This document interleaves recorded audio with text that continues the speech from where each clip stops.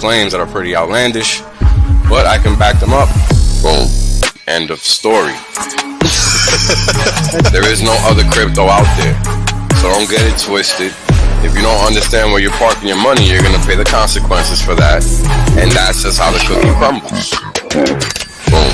We're obliterating everybody, literally. There is nobody else that comes close to what Hex has done.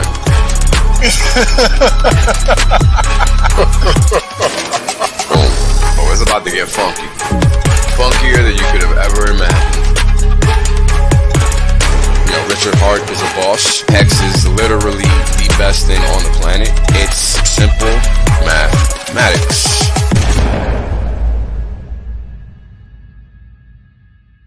Right? The reality is that I want to be rich as fuck. There's only one way to be rich as fuck. That's by sitting on your ass the longest. Yep. That's it. Yep. That's the secret. The guy well told you. Richard done told you. I done told you. Kareem done told you. Maddie done told you. Everybody done told you. Everybody done told you. Shit, motherfuckers still acting like they don't know. Appreciate that. Yeah. I appreciate that. 100% safe. There's plenty of games left. Valiant done told you. Yo, everybody said it. Man, hey, you know what it is, man? Everybody done told you. Y'all deep. Everybody. My God. Hex agents, bro. Everybody.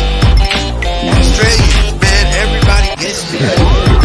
Yo, when is it told you? Dollar told you. Everybody done told you. It's crazy. Alright. What's up, everybody? It's Wales with Naga and my homie Child. Hope everybody's having an outstanding Thursday. Oh man. I usually don't do like back-to-back streams, yo, but it's getting crazy out there. You alright there, Buddy Apple? Yeah, can you hear me? Somewhat.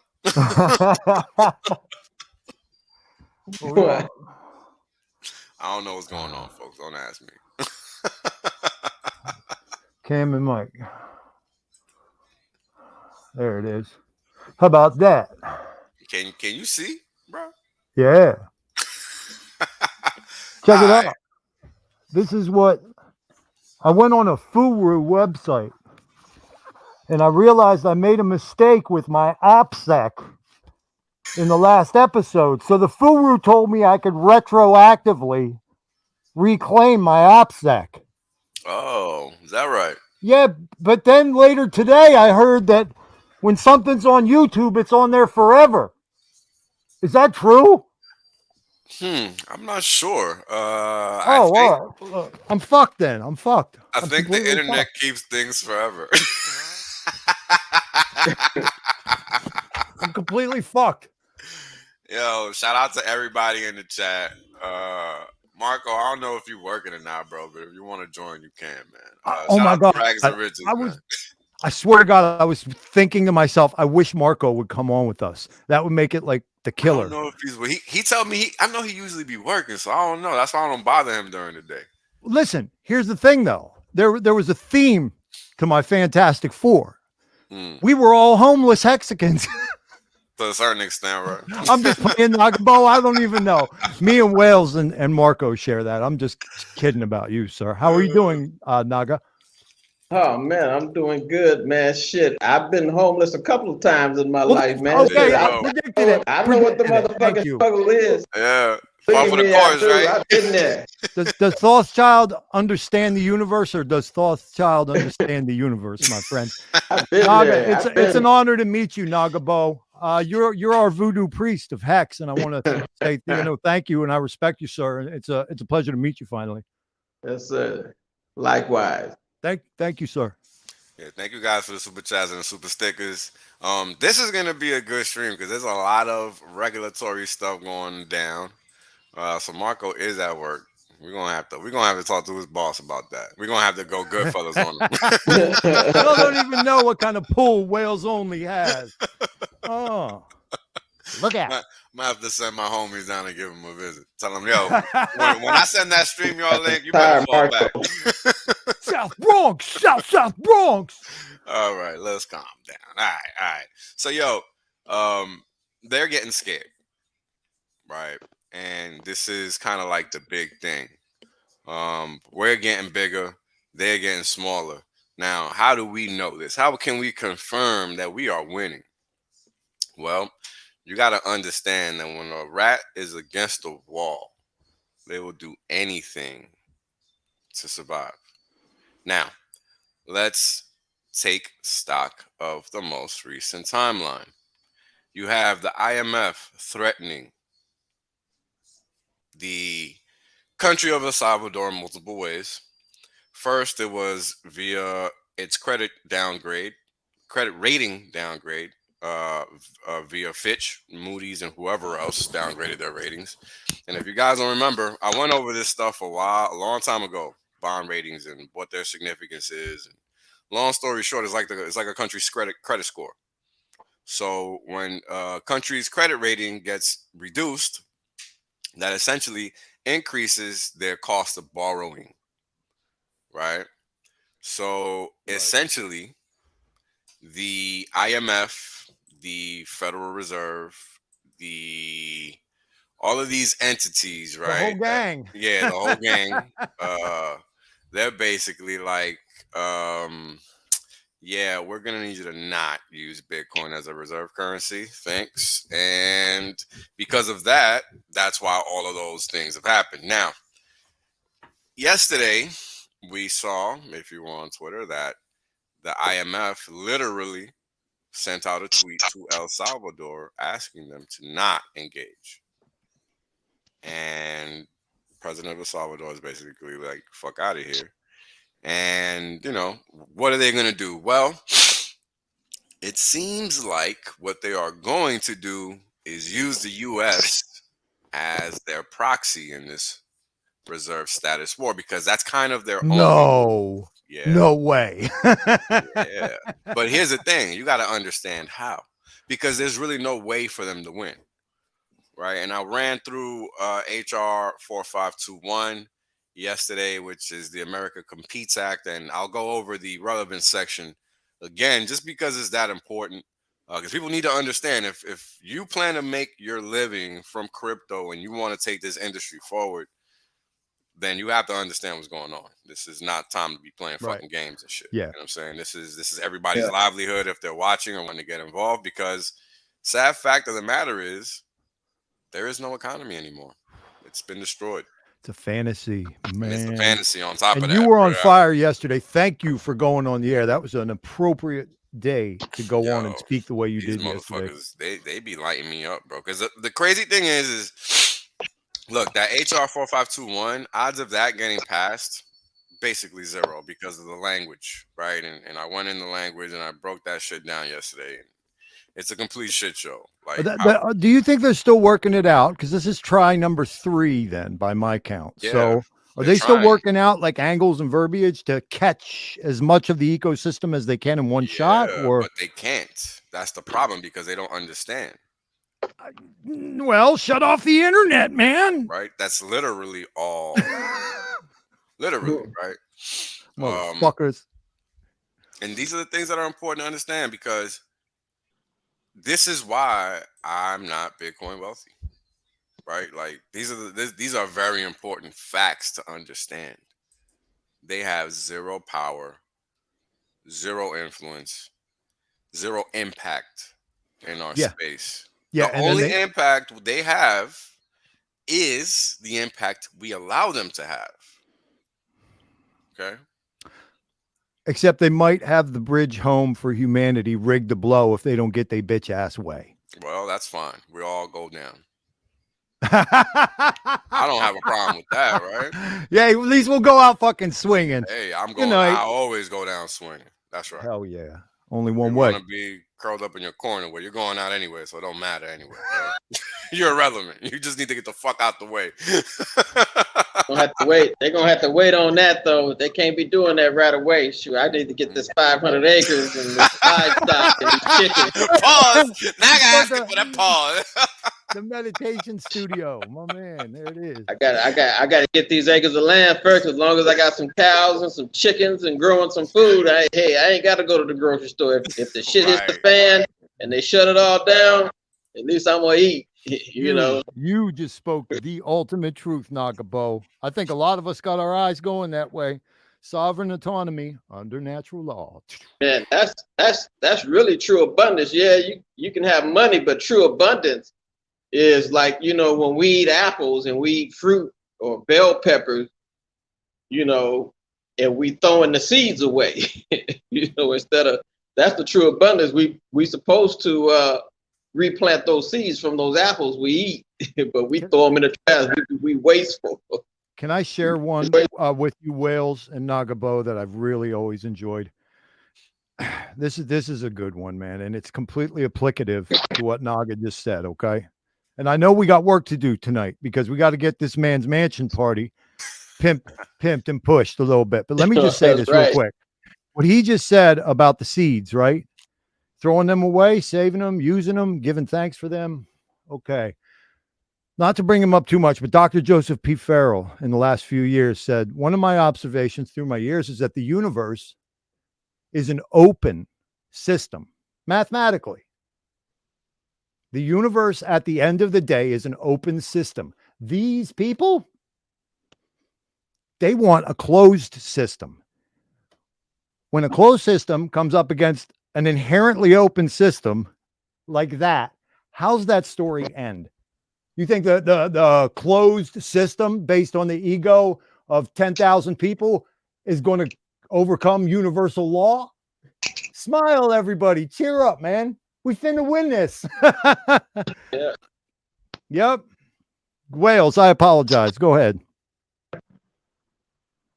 Uh-oh. He's muted.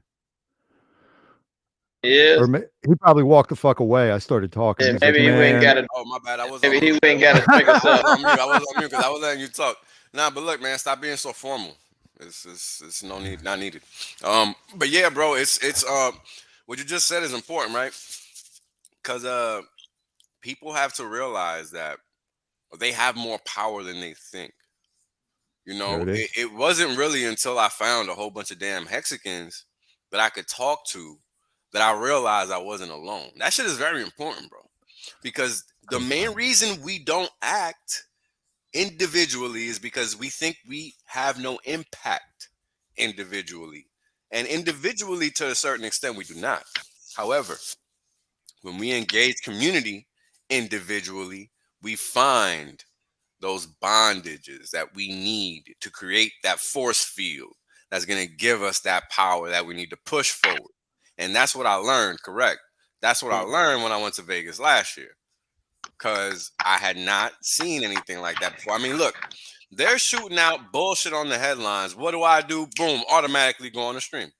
You can't stop us, bro, because we have all the firepower we need on all the fronts that we need. You want music? We got music. You want entertainment? We got entertainment. You want knowledge? We got knowledge. You want TA? We got TA. We got whatever the hell you need. Finance, geopolitics, whatever.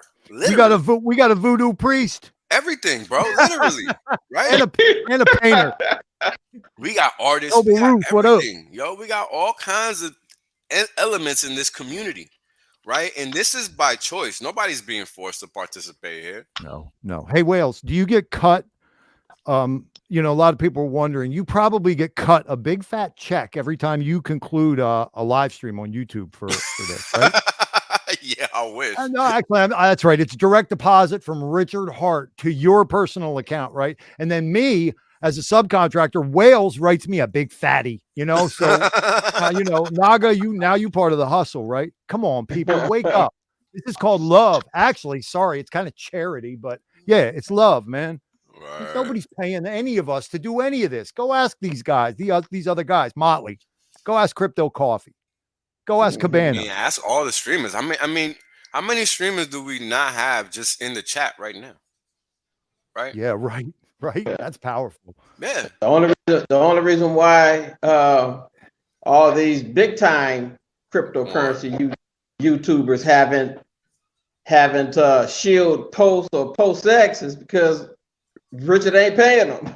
That's right. Literally. If he ain't paying them, they like, okay, I'll invest in it, but I ain't gonna talk about it. Right. That's literally, how Richard's paying us. That's how Richard's paying us, right? They literally say it too. That's what's crazy.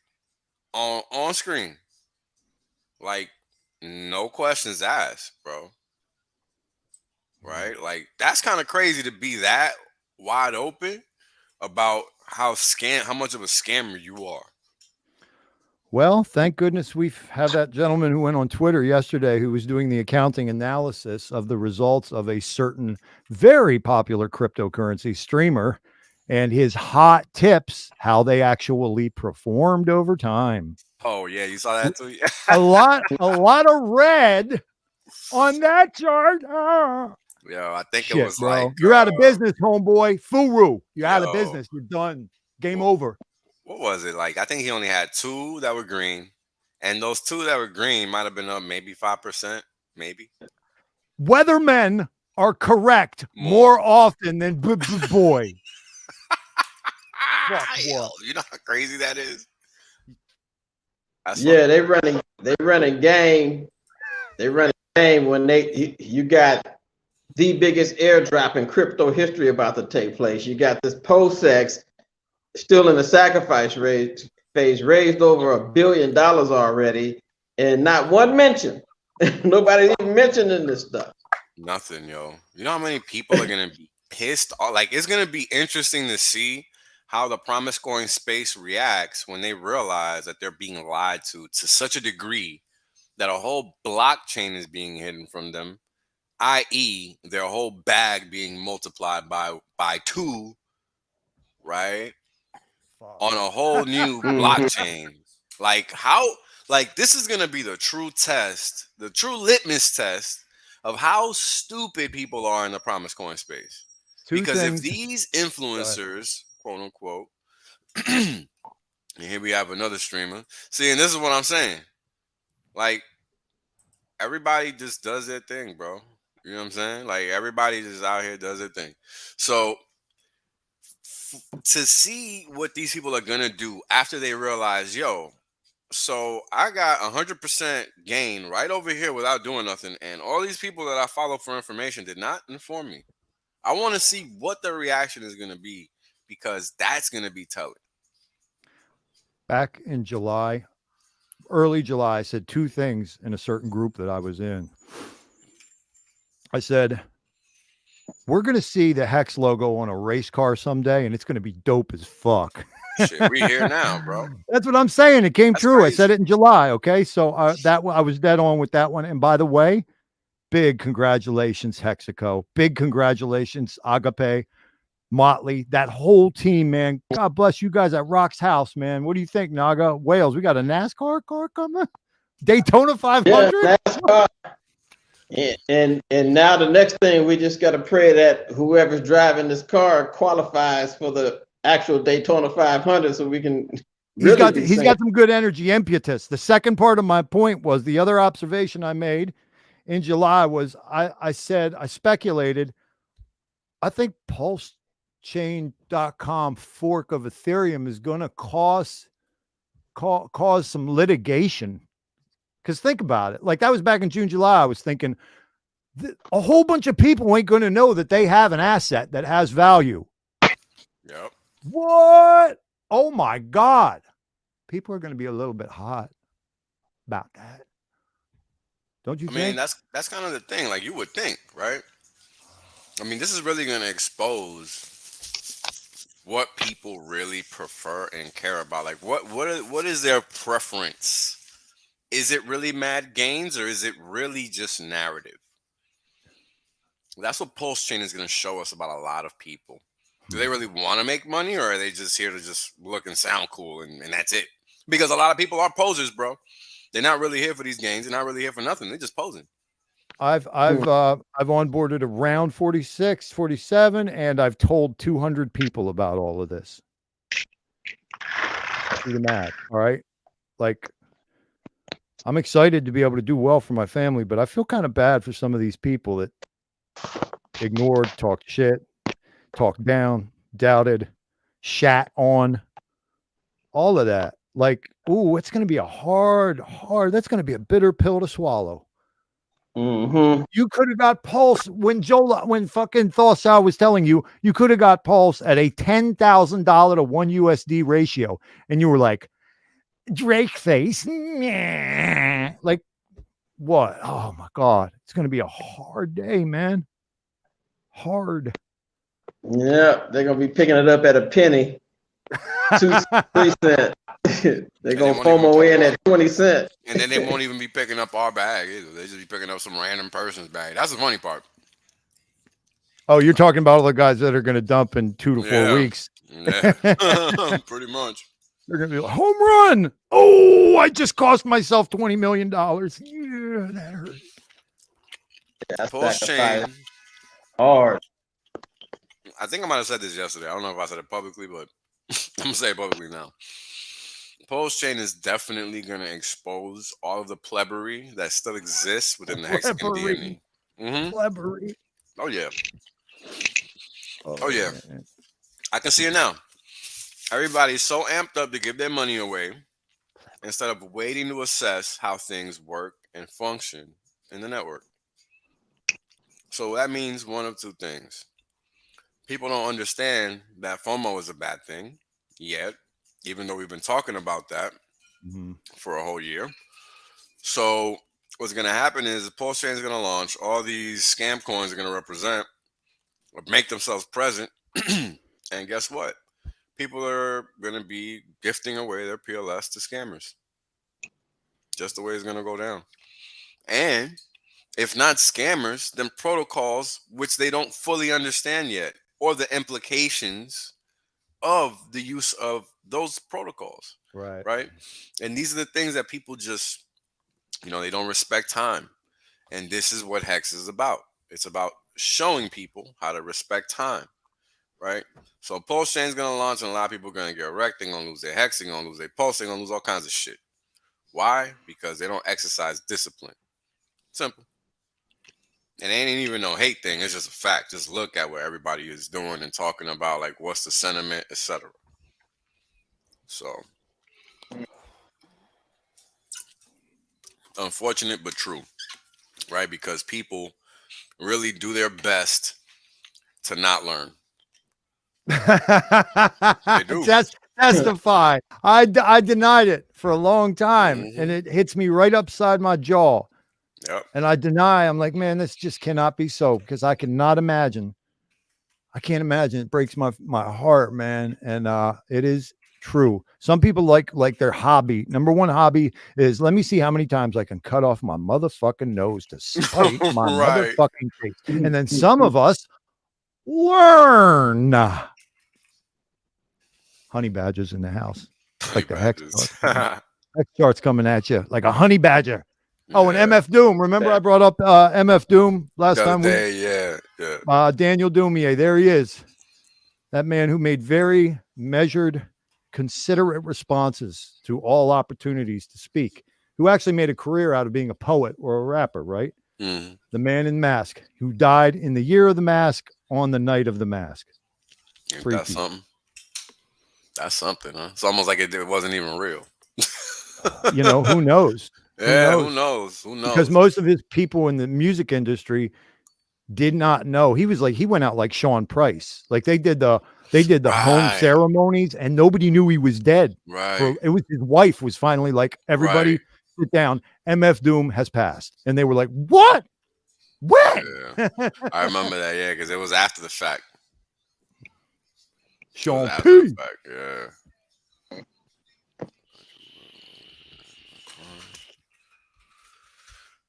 Right. So let's take a look at what these clowns are trying to push our way. Let's see here. Let me share my screen. Oh, clown show time. Yeah. So let's just read through this little headline here that I got from doing the search. There's the king Yeah. of them. Oh. White House plans executive action to regulate cryptos as a what? Matter of national security. Okay. Say the people who are the greatest threat to human and national security that have ever existed. That's funny, right? I gotta take a walk around the house right now because I'm gonna blow a gasket. It's crazy, right? When I saw that, what's the date of this headline? That's today, brother. Literally right before we went live. This is today. Like okay. Now. Yeah, like right now. This shit is top priority. Wow. Yeah, bro. Because what they're trying to do now is they're trying to bucket this shit into basically an arena where it's untouchable. Because now, apparently, cryptos are a matter of national security. Now, what does that mean? What that means is they can use any made-up excuse to assault, extort, oh my God, just anything negative that they want to do to the people. I need to take that walk now. Okay. They can now exercise based on that term, matter of national security. That's literally all it means. Give me a second, guys.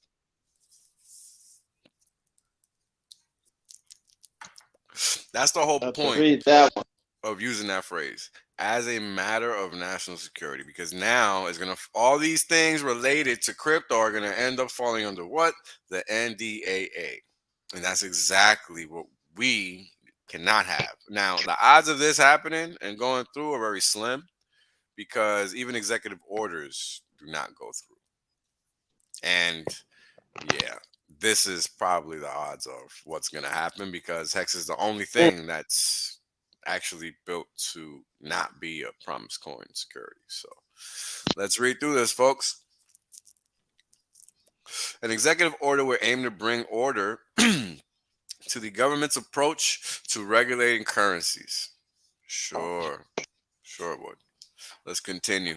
The Biden administration is preparing to release an executive action that will task federal agencies with regulating digital assets such as Bitcoin and other cryptocurrencies as a matter of national security. A person familiar with the White House's plan tells Barron's. Now, here's something that you guys might not know. As soon as this article was released, or this headline was released, the Barron's article was magically readily available.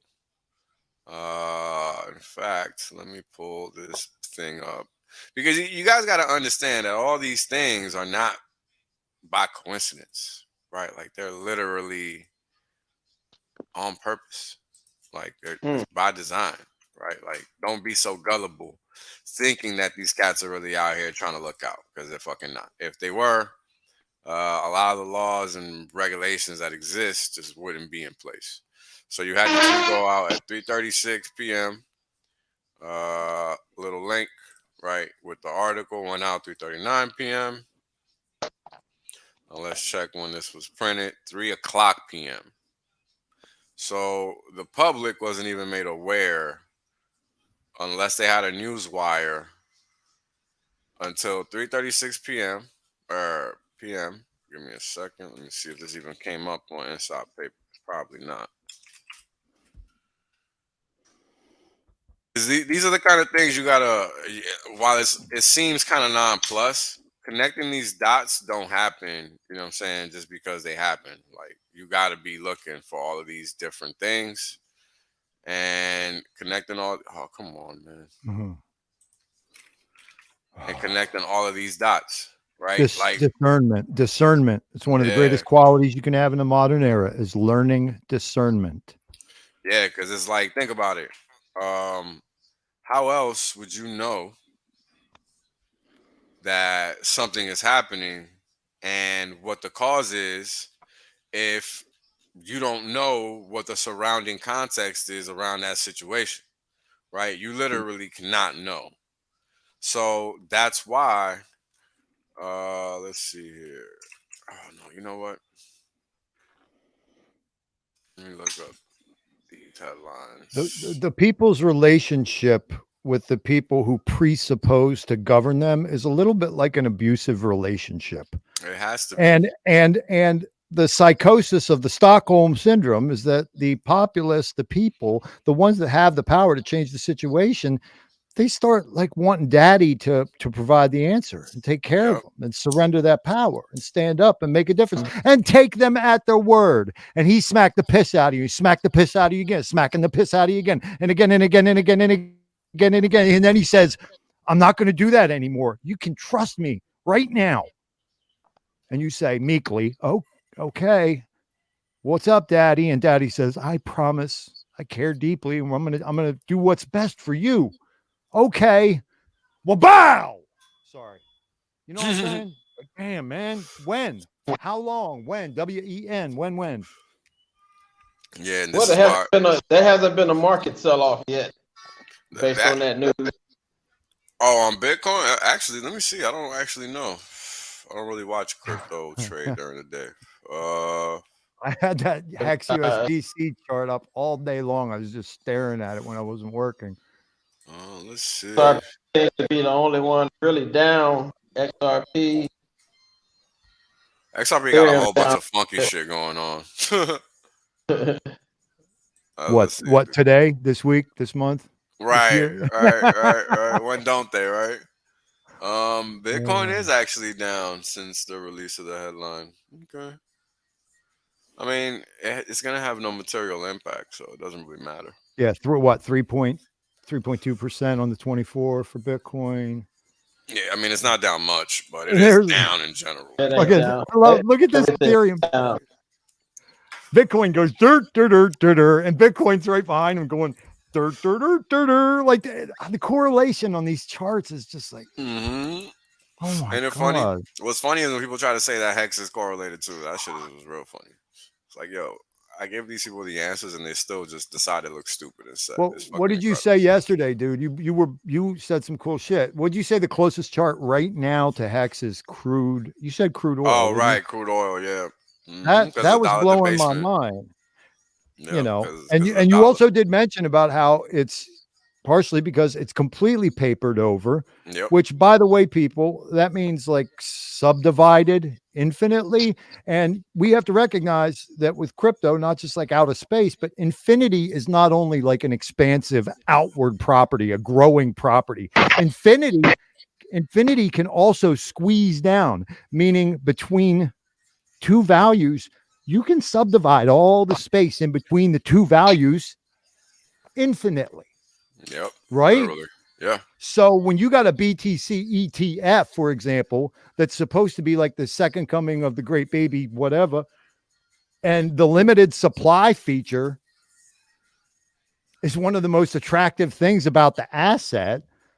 How is it supposed to be valuable when it's being subdivided infinitely? Yeah, it's not. Right. The limited supply goes right out the door forever. Goodbye. Yep. And that's the thing that people don't understand. That's what they're gonna get from Wall Street. But it takes some fucking understanding and education to even grasp that. And most motherfuckers just think that, oh, big money's gonna come and pump my bags. No, they're not actually. I'm sorry.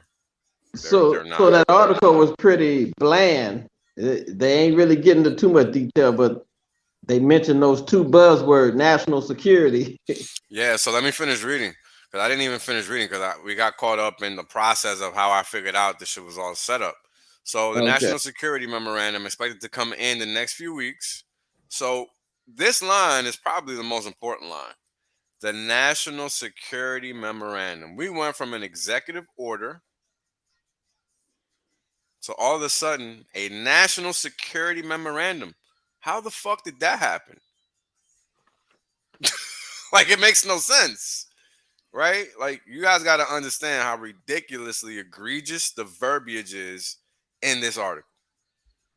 Supreme. Now, let me keep reading. Expected to come in the next few weeks, would task parts of the government with analyzing digital assets and assembling a regulatory framework that covers crypto, stablecoins, and NFTs, this person said. This is designed to look holistically at digital assets and develop a set of policies that give coherency to what the government is trying to do in this space.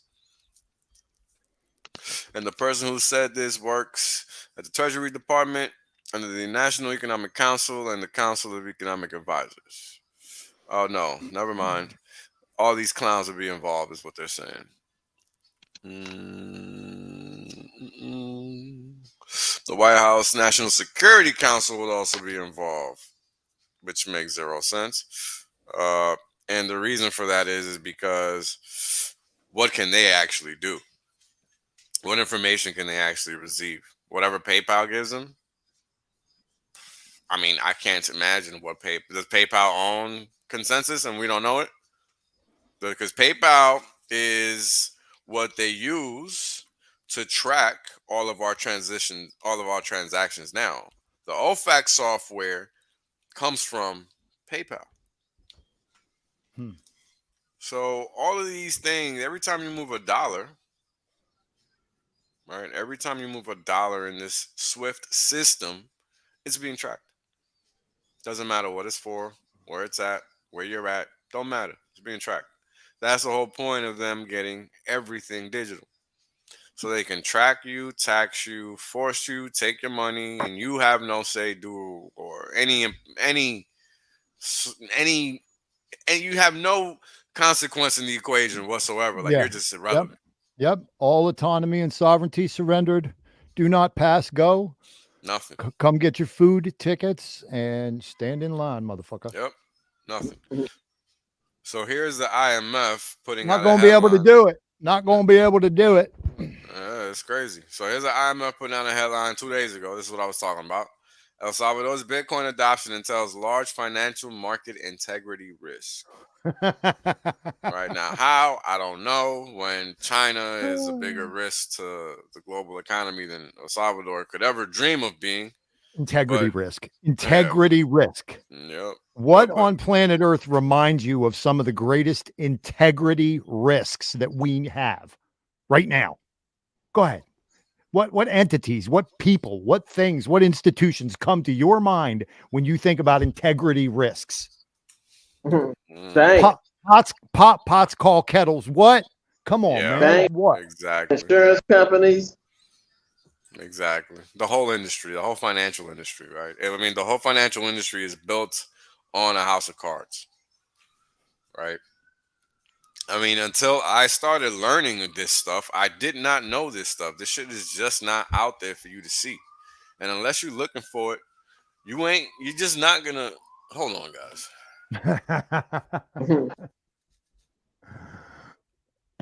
Oh, man. Hey, Naga, you excited? Oh, yeah. Yeah, I am too, man. Excited. So you're doing this at 369 and 969? The PulseCon and the Hex meetup or the Hex thing? Right now, just for March. Okay.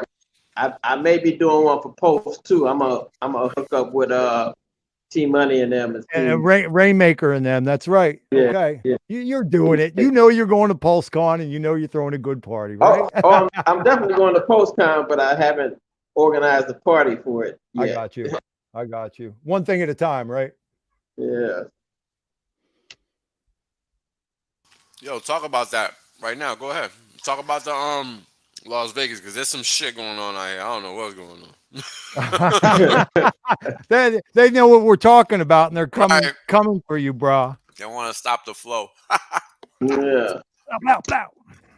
Well, definitely, of course, I'm throwing the crowning event of the HEX conference. I moved the date from March 10th to March 9th. And I just got off the phone with the Sterling Club, and I'm going to be physically going out there on Valentine's Day just to walk over the spot and see what rooms I want to get in there.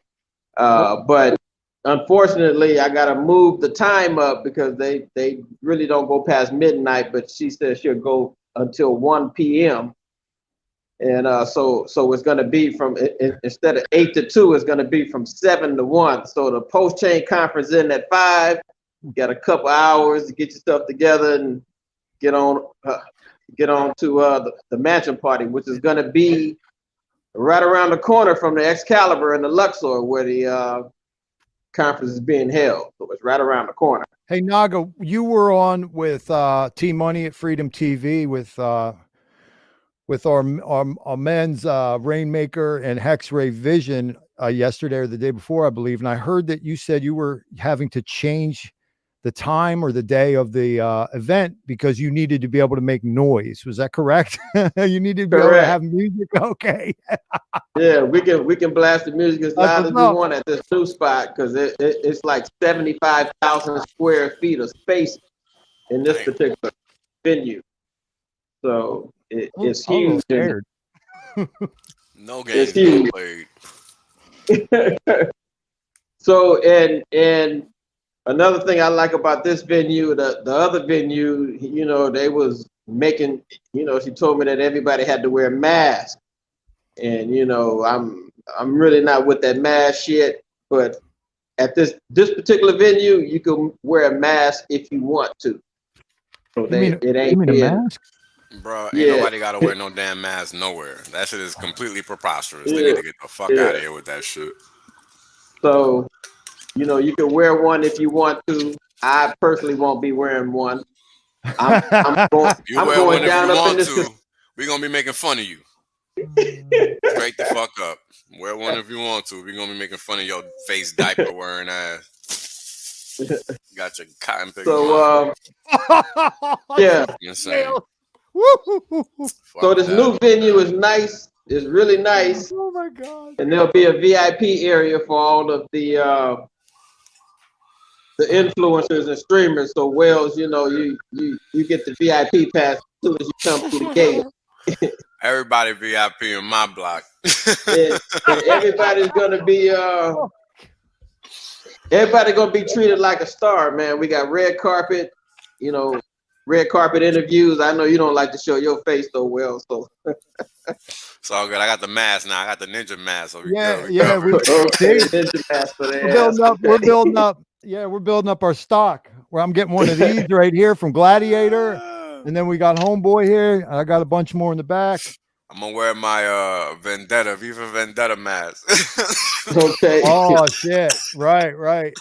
And then what people don't know is Honey Badger is going to be part of Wales' only personal security. Y'all don't want to fuck with Honey Badger, man.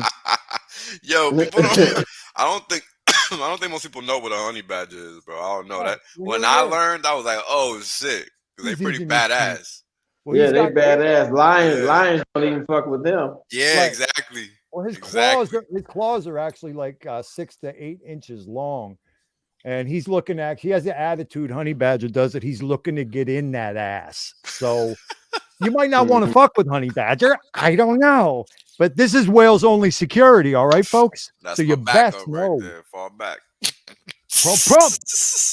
Bong, bong, motherfucker. What? Bong, bong. Yo, but all BS aside, even lions and tigers don't fuck with Honey Badgers. So that's nor do they fuck with Nagabo, Wales only, Rothschild, or MF Doom. What now, motherfucker? Oh, you stupid. oh. Yo, you retarded, man. Of course I am. There's something wrong with me, guys. I am touched. Man. I am touched. I'm here to tell Hexaco right now. I am touched in the head. There's something fucking wrong. Something went wrong. So I'm just warning y'all. If you're gonna sit there, okay, and you're gonna say, "What's that motherfucker saying about Richard Hart's teeth and a hand truck? What is he high?" Well, first off, yes, I am high. Second off, I'm fucking crazy. Third, D'Artagnan. Thank you, D'Artagnan. Because all you retarded motherfuckers. Missing. He's usually around. All you retarded motherfuckers that were saying, what's he saying about Richard's teeth? Is he making that up? Is this true? D'Artagnan stepped right up and said, excuse me, Rothschild knows what he's talking about. Wales only is right 99% of the time. I'm right 98.6% of the time, motherfuckers. You better know. How you been doing, Naga? How often are you right, sir? Well, I guess I'm right 1% of the time because I was in all the other shit coins and I got it right with Hex. I'm not asking for your historical averages, man. I'm asking about Nagapo right here. Today. Not the history, right? Well, with Hex post and post chain, you know, if I started there, I'm right 100% of the time now. Hey man, they gonna make you feel like you was right 100% of the time, all the time. So don't even worry about that. Because when I got in 2017, I just started buying everything. I was buying Litecoin, but yo, Digibyte. So let's talk about that because even back then there was so many damn coins, right? Yeah.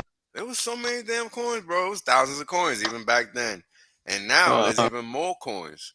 So this is why people need to be diligent in understanding what a cryptocurrency is. If you know what you're looking for in the first place, it's easy to look at 3,000 motherfucking coins. Because you already know half them things ain't worth nothing. Simple. Half of that shit is gone. Hey, Wales, do you remember in that episode, 2 episodes ago with you, when I said, when you get into researching, you're the type of person who tends to believe everything you hear out the gate because you're so excited about it. You know, it's a brave new world for you. It's the same with crypto. Naga just said it. You get into crypto and you're like, oh, I want this and I want this and I want this. And oh, this looks good. And I like that logo and that has a cool name. You know, like, I mean, that's the thing. Everything sounds good, right? Right. And yeah. Then they start faking you out.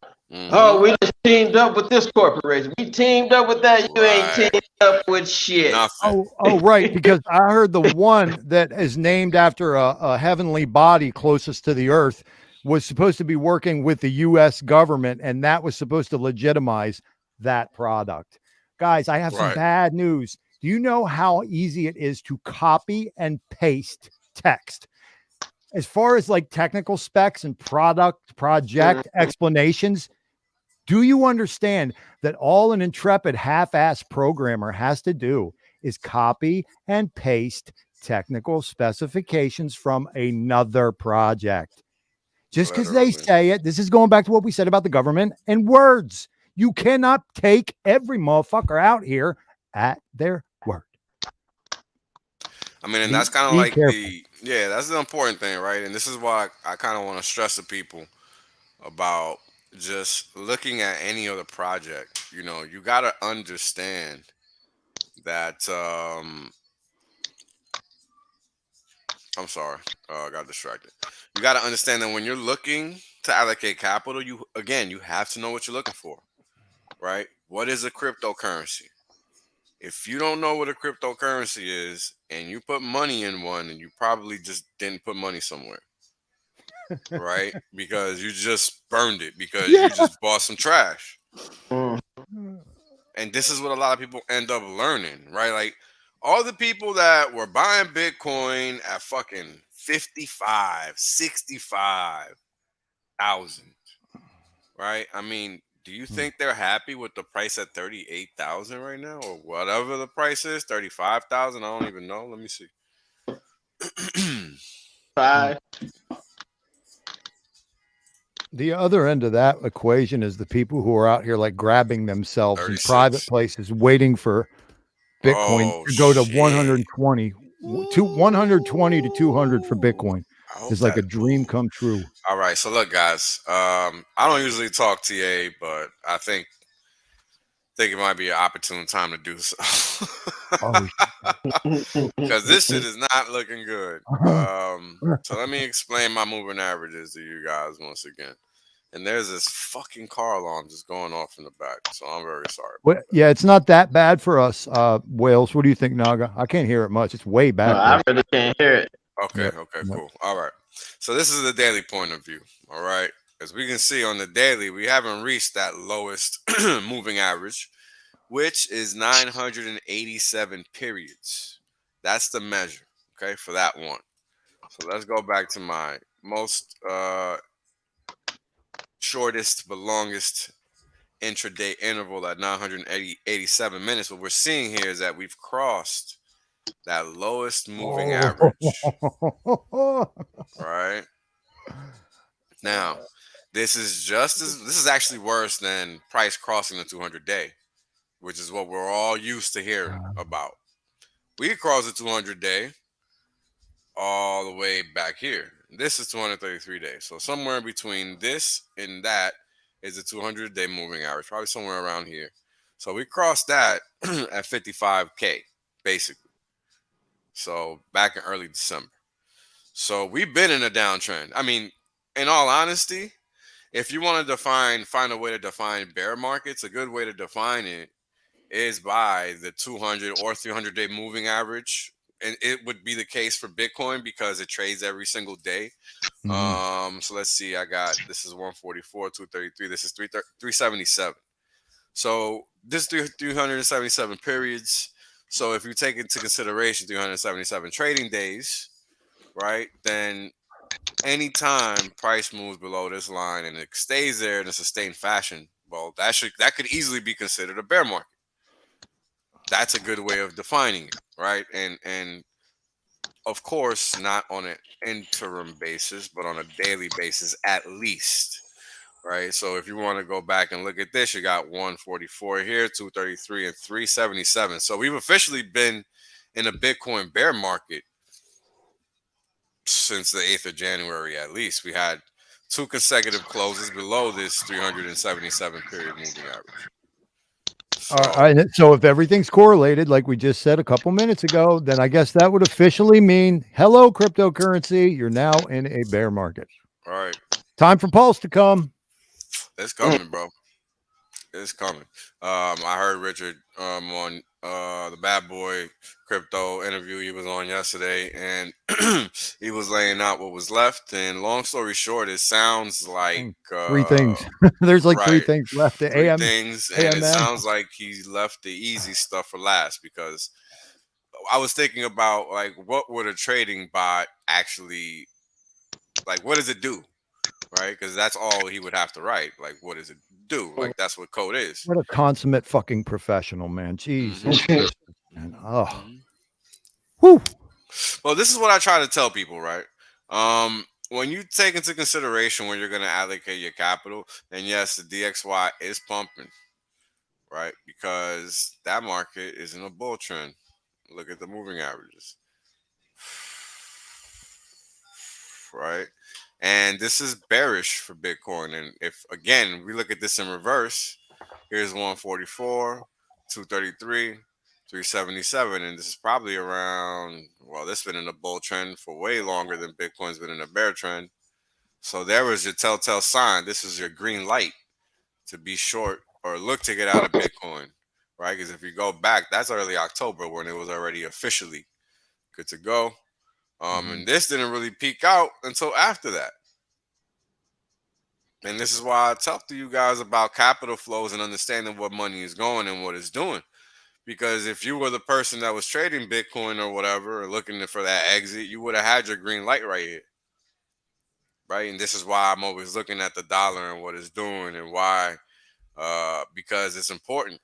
And here's just further evidence. Right? Because all the market does is give us the evidence that we need to make the right decisions. And this is why you got to look at all these different things. You can't just be looking at one thing and thinking you have an understanding of the whole picture. Hey, There's Whale. a lot of people out there like that. Go ahead. Hey, Whale, do you remember the price to earnings chart episode with the Beard with Markable and Wendy? That was really an enlightening education for me. And I was wondering, we said when we were in the middle of that episode, you were like, I don't remember if it was you or one of the fellas. It was like, God damn, we could do 2 episodes on this. Like, we have some more price to earnings talk. And I would love to see, by the way, Wales, I would love to see what a P&E looks like for some of these other just some random cryptos stock and assets. Yeah. Oh, well, for other cryptos, you can't really have it. Okay. Because they don't produce any earnings. They don't have a value proposition. Oh my God. Oh my God. That's right. Because we're only on there because of the T-share. That's right. Woo. Yeah. It's the only reason it's possible is because there's actually something that provides value in this protocol system. And this is the unique thing. Right? Right. because no other crypto has any value proposition. I mean, so let me think. Because I was thinking of something earlier, but I keep getting distracted. Because when you sit there and you think about just, I mean, just look at this chart. This has been the past full year of price action for Bitcoin, right? This is January 1st. It opened at 28.990. End of the year, let's see, 46.211. Not even a 2x. Opens the year already down 10K. So 10K out of 46K, approximately 20% or so. So, you know, these are the kind of things you got to understand. When you're allocating capital, there are going to be ups and downs, right? Now, what does that mean? That means there's going to be volatility. You're not always going to be making money. Price is not always going to be kind to you. So you have to find ways to mitigate that risk.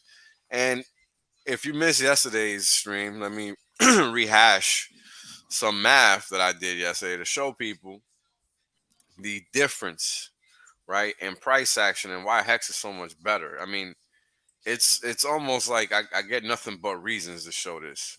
So let me show you guys. Here we go. Day, price, and range. What we're gonna do is we're gonna go from the bottom, right, 20th of July, to the top, which was the 10th of July. Okay, we got 135%. Okay, can you guys see that? 135%, right? Yep. That was the gains in 113 days. All right. Now, how quickly have they lost those gains? That's the question. Let's find out. Let's see. In 78 days, 50% of those gains have been lost already. So 78 divided by 113. How quickly did you lose that? It took you 70% of the days to lose 50% of your gains. That's something to take to the bank right there, right? This is how good HEX is. You need at least a 40% drop to feel some pain, and it has to be consistent. It can't just be momentary. Like, it got to be a constant pain. You know why? Because you're getting paid every day based on your T-share count. And that T-share count is a reflection of your HEX position. So it's not like you can't say it's not relative. It's relative. It's proportional. So it's all tied together, right? So it's going to make sense. Because let me show you guys this chart.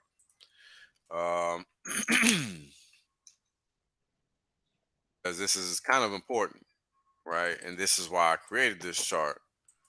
You got to understand that these are the values that are being generated if you're staked. Because this is per T-share. This is just the payout divided by the payout over the previous year.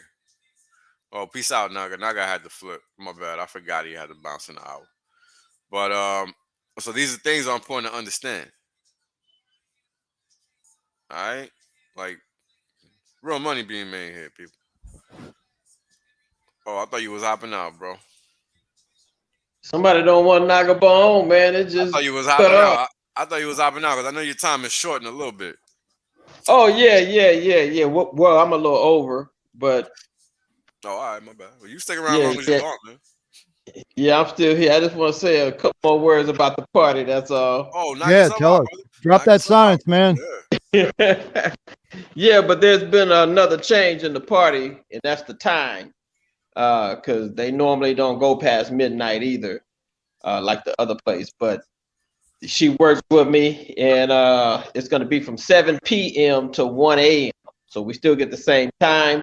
It's just going to be an hour earlier than the clock starts. This place is much better, much bigger, and go to Naga HEXPostconparty.com and get your tickets. Be sure to get your tickets for the HEX conference. I'll be looking forward to seeing all y'all in Vegas, March 6th through the 9th. What's the site? What's the site? Naga what? Naga HEX Post-Con Party. Ah. Yeah. You want me to share that, or you got it? I got it this time. Yep. Yeah, that's it right there. So I got to update the website as far as the time is concerned. Right. Fancy. Go down. Fancy Naga. I can't even Scroll make down. Man, that looks like it's in Saudi Arabia or some shit, man. Whoa. If you scroll down, you'll see the where the party's going to be right there. That's going to be the Sterling Club.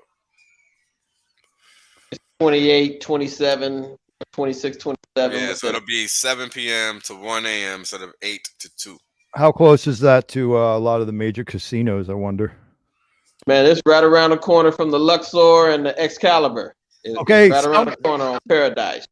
Stumbling distance for me? Yeah, maybe. Okay. Yeah, great. you can actually walk it. Well, I didn't ask you about walking. I asked you about stumbling. or you can catch a Uber. Uber get you right there too, but it's right around the corner. It ain't far at all from Excalibur. What is this Uber you speak of? So yeah, that's it. Nice, bro. Looking sick. Oh too. man, congratulations, Nagabo, and thanks for what you're doing for our family, for our community, man. No problem. Y'all gonna be in Vegas in March? Yeah, I'm gonna swing by Vegas, bro. I'm a 50-50. I'm a 50-50, but I'm definitely coming to September's event for sure. But I'm 50-50. I got a lot of kids, so I'm 50-50 on March.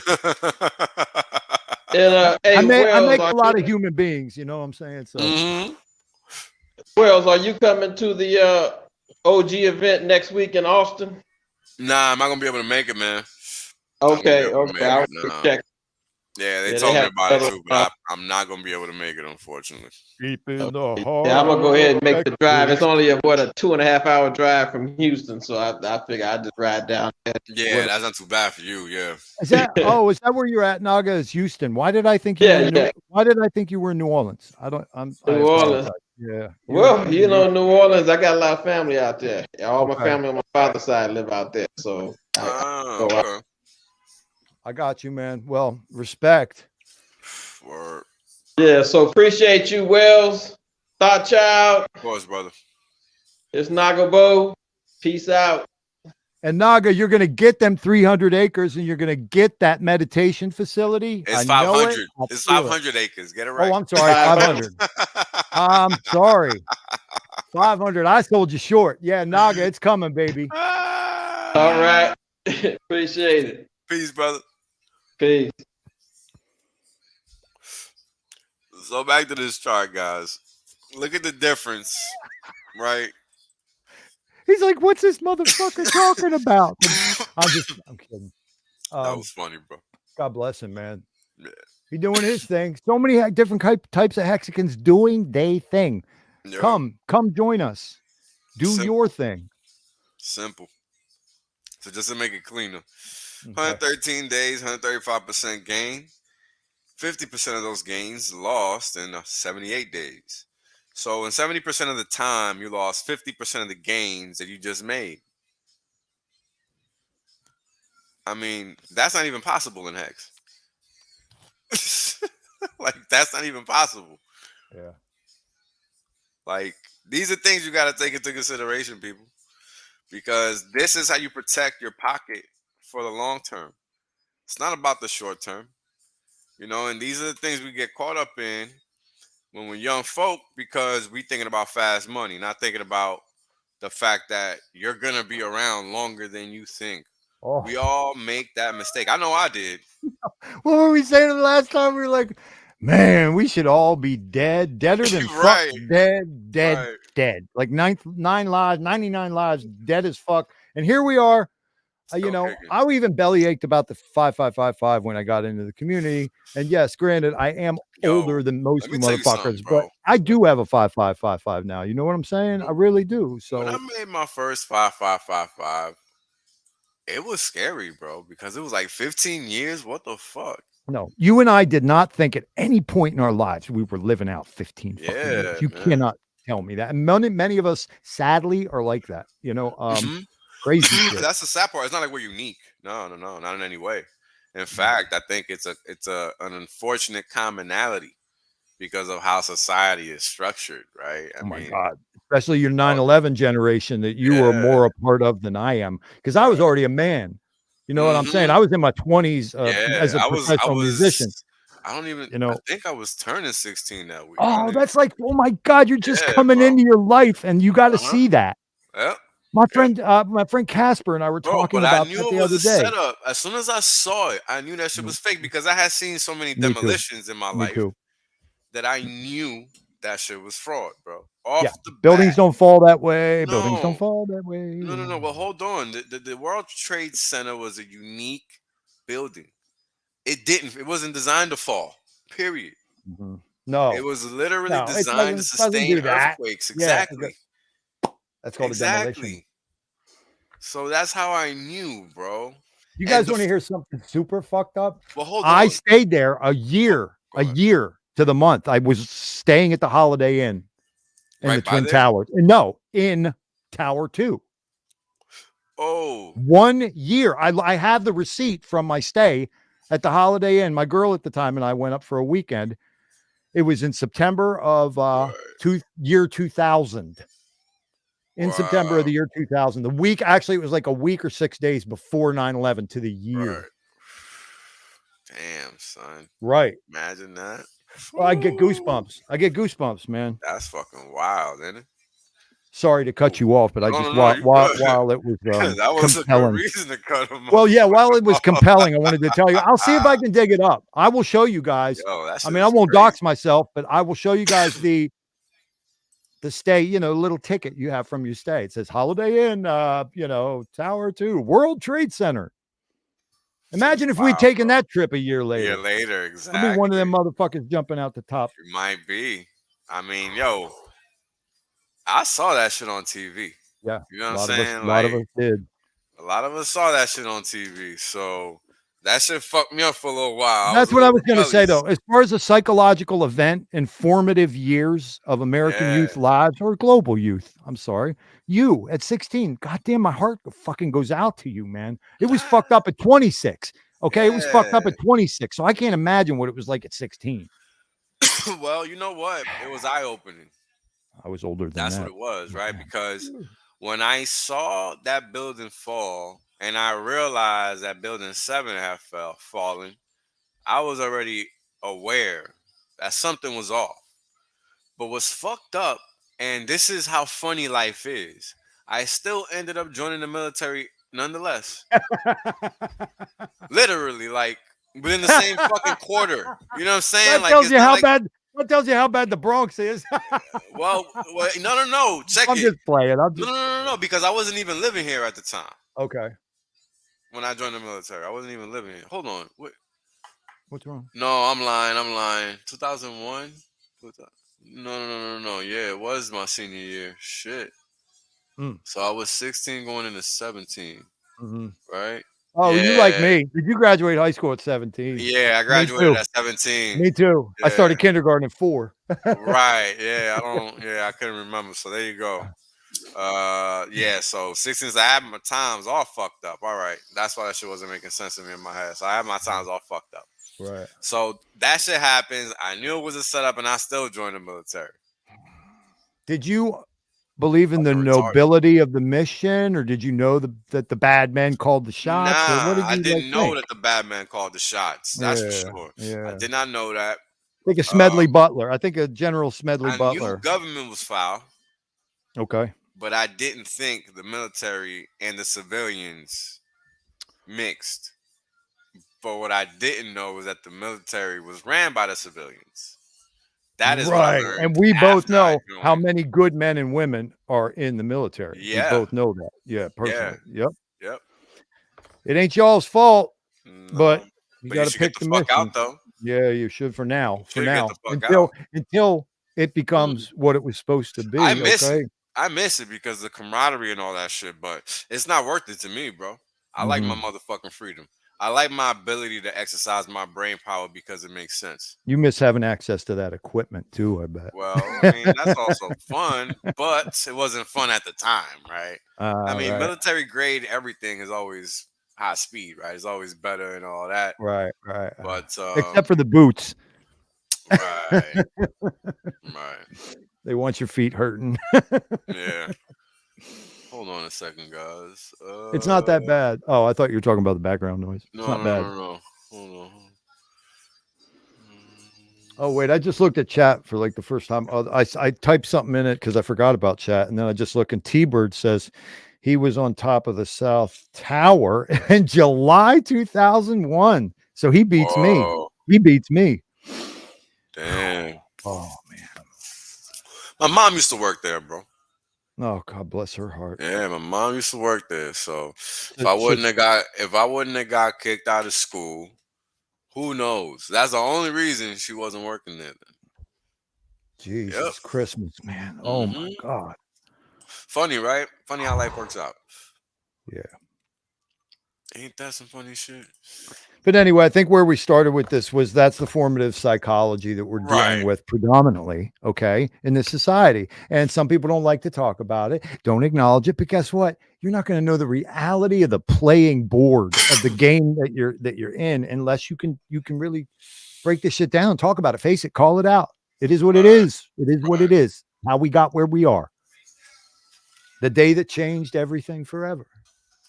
I still cry. I still cry about 9/11. I do. I'll never forget that day. I'll never forget the day before it, the day of, and the month or 2 or 3 or years after, you know? Yeah. Never forget it, man. What the fuck is happening right now? Something's funny. You know, you got to sit here and think, right, that like the reason all this stuff has happened is because people have allowed it to. You know, and this goes back to what we were talking about earlier when we were trying to highlight the fact that we all have much more power than we think. Right? Like, you can't sit here and pretend that America is supposed to be what it is just because we leave some, fucking people in power. That shit doesn't even make any sense. Think about that. That's literally the thought process. Like, oh, there's people taking care of that. Don't you worry about it. Oh, that's how we're supposed to look at almost everything. Right. I mean, until you need a license to have your ass wiped. Right. And then they'll have the government agent come in, check your certificate, and wipe your ass for you. And you better hope he does a good job. Otherwise, you're going to get a rash.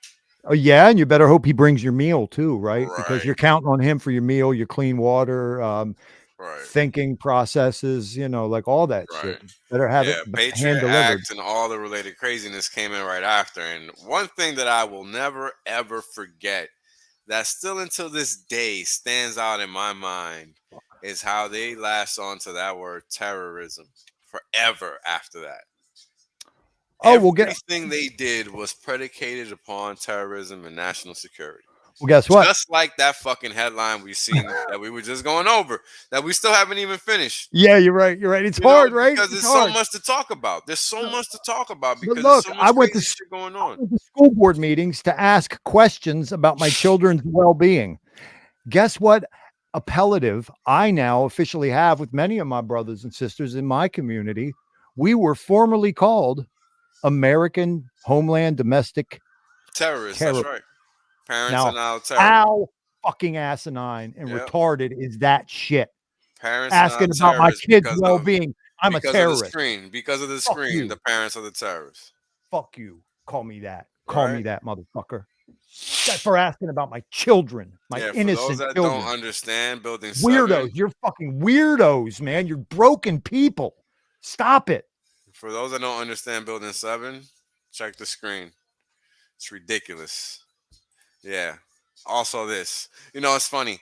When I broke into Wall Street, my first job was literally learning medical devices. So I know exactly what a PCR test is.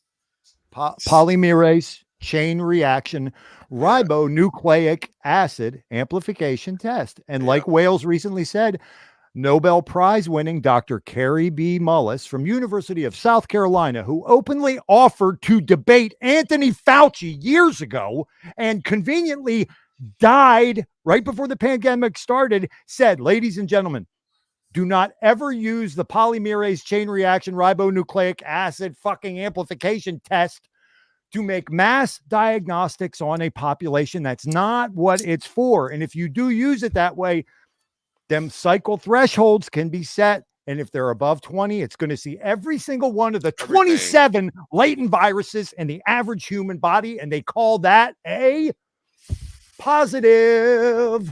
Assholes. I mean, the freaking kiwi tested positive. Remember that?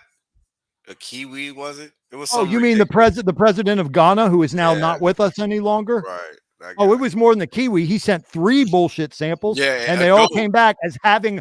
It was a goat too. I'm like a drooling. I feel my teeth becoming buck teeth. I'm growing a mullet right now. Like I feel myself getting dumber. Just hearing this shit. A kiwi had COVID-19. Yeah. Are you retarded? Yep. From the moment it happened. I mean, this whole thing has been fabricated with fake statistics. Let's keep reading this nonsense just to see. Yeah. Here's some more fun. Here's some more fun stuff. So, we're gonna have to go talk about charts or some humor after. Well, we do the this. problem is we got to talk about all this shit because we can't avoid it. You're right. You know, Take my own advice. Take my own advice. Yeah, you gotta just face the freaking music. You know what I mean? So the White House National Security Council would also be involved.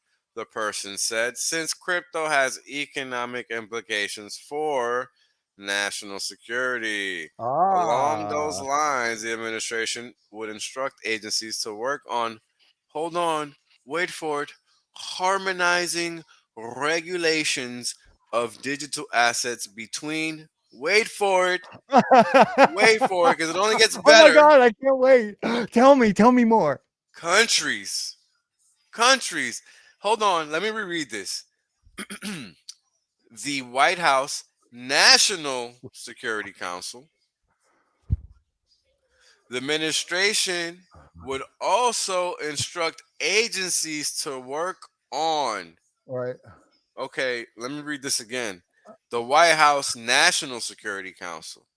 The administration, meaning the White House, which is something domestic, but somehow has the ability to instruct agencies to work on harmonizing regulations of digital assets between countries. How is that supposed to work? Doesn't that sound like collusion? Yeah. That's what that is. You know, I feel like I'm in Young Frankenstein and I'm like Madeline Kahn talking about the flames in my head right now. Like, I mean, this shit is just flame. You know, rise up, people. Let's keep reading.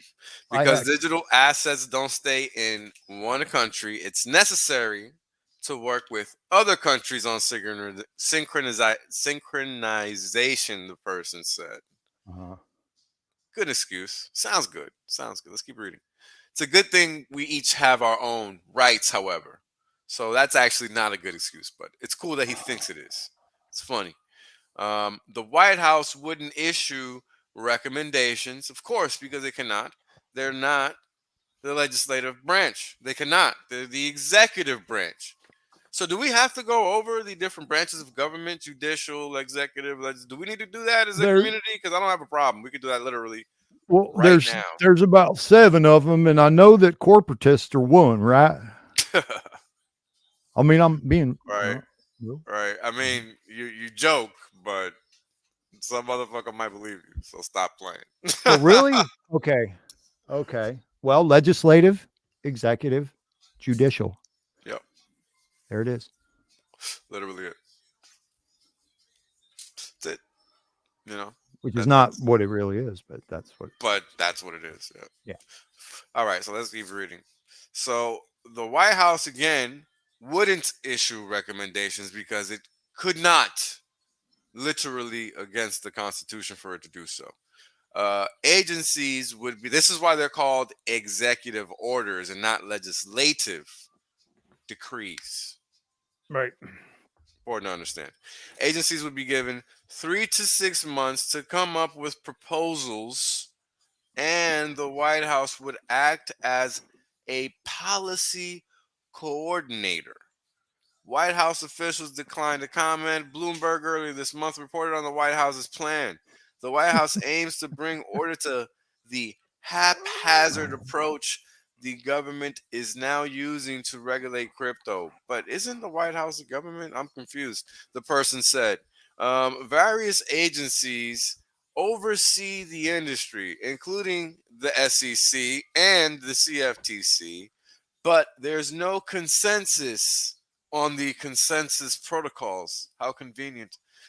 On matters such as whether some tokens could be registered as securities Yeah, or to be determined, but the Nestle water token might just get skipped. well, it's going to get interesting, that's for sure.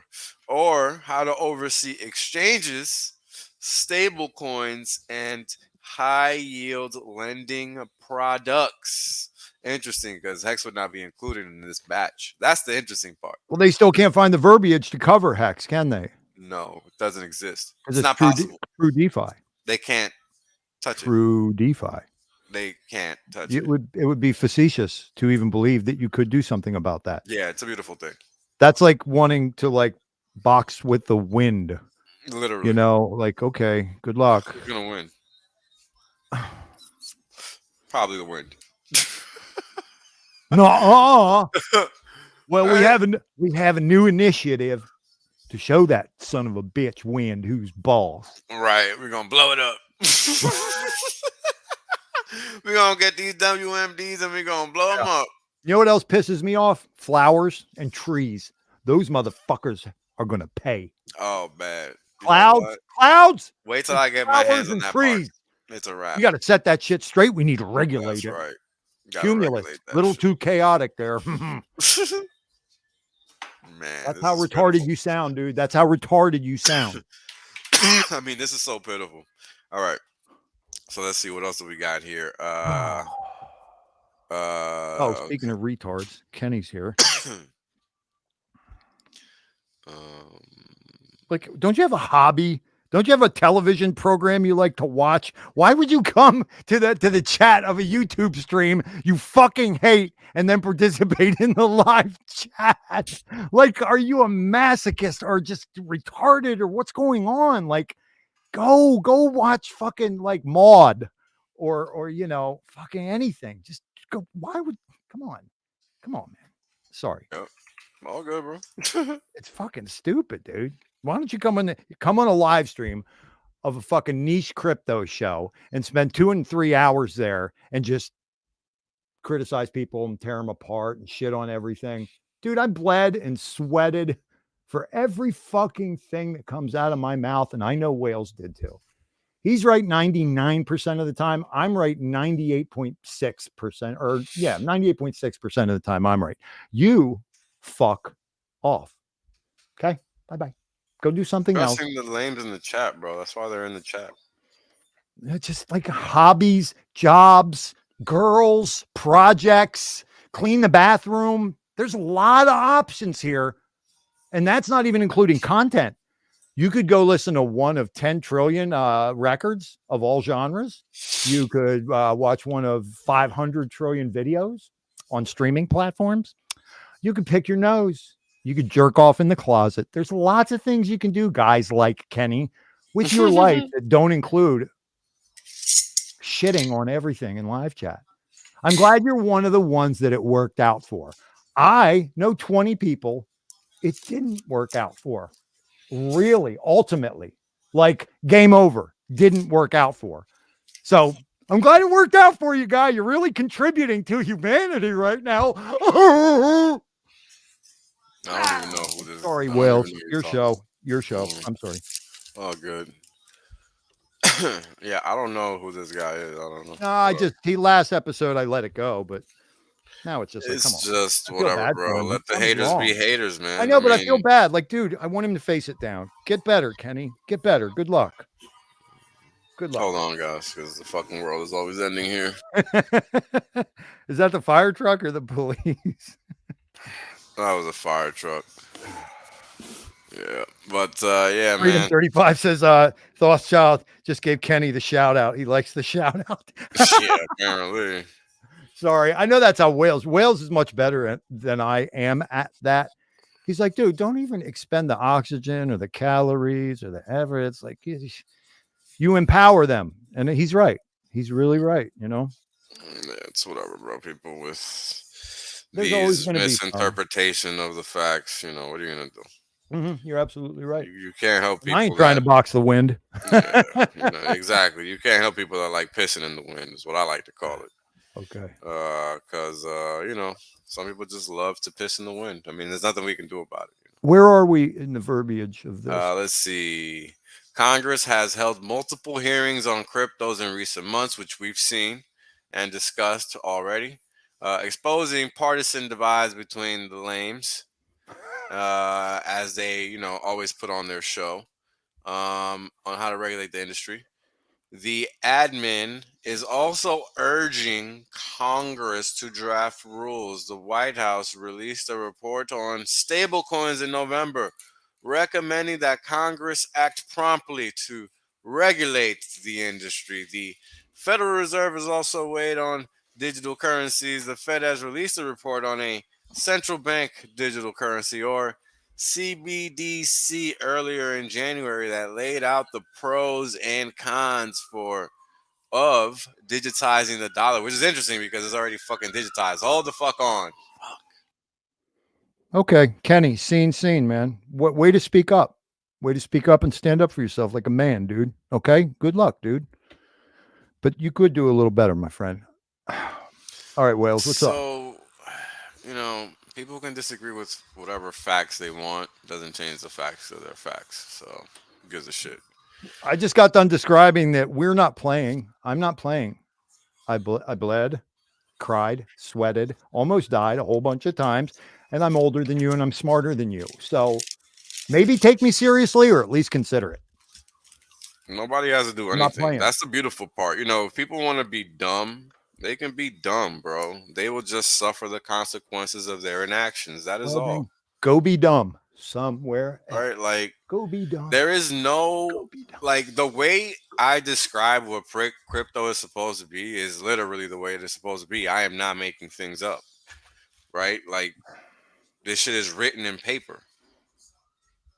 Like, what we have presently in terms of a monetary system is just the means to get extorted daily.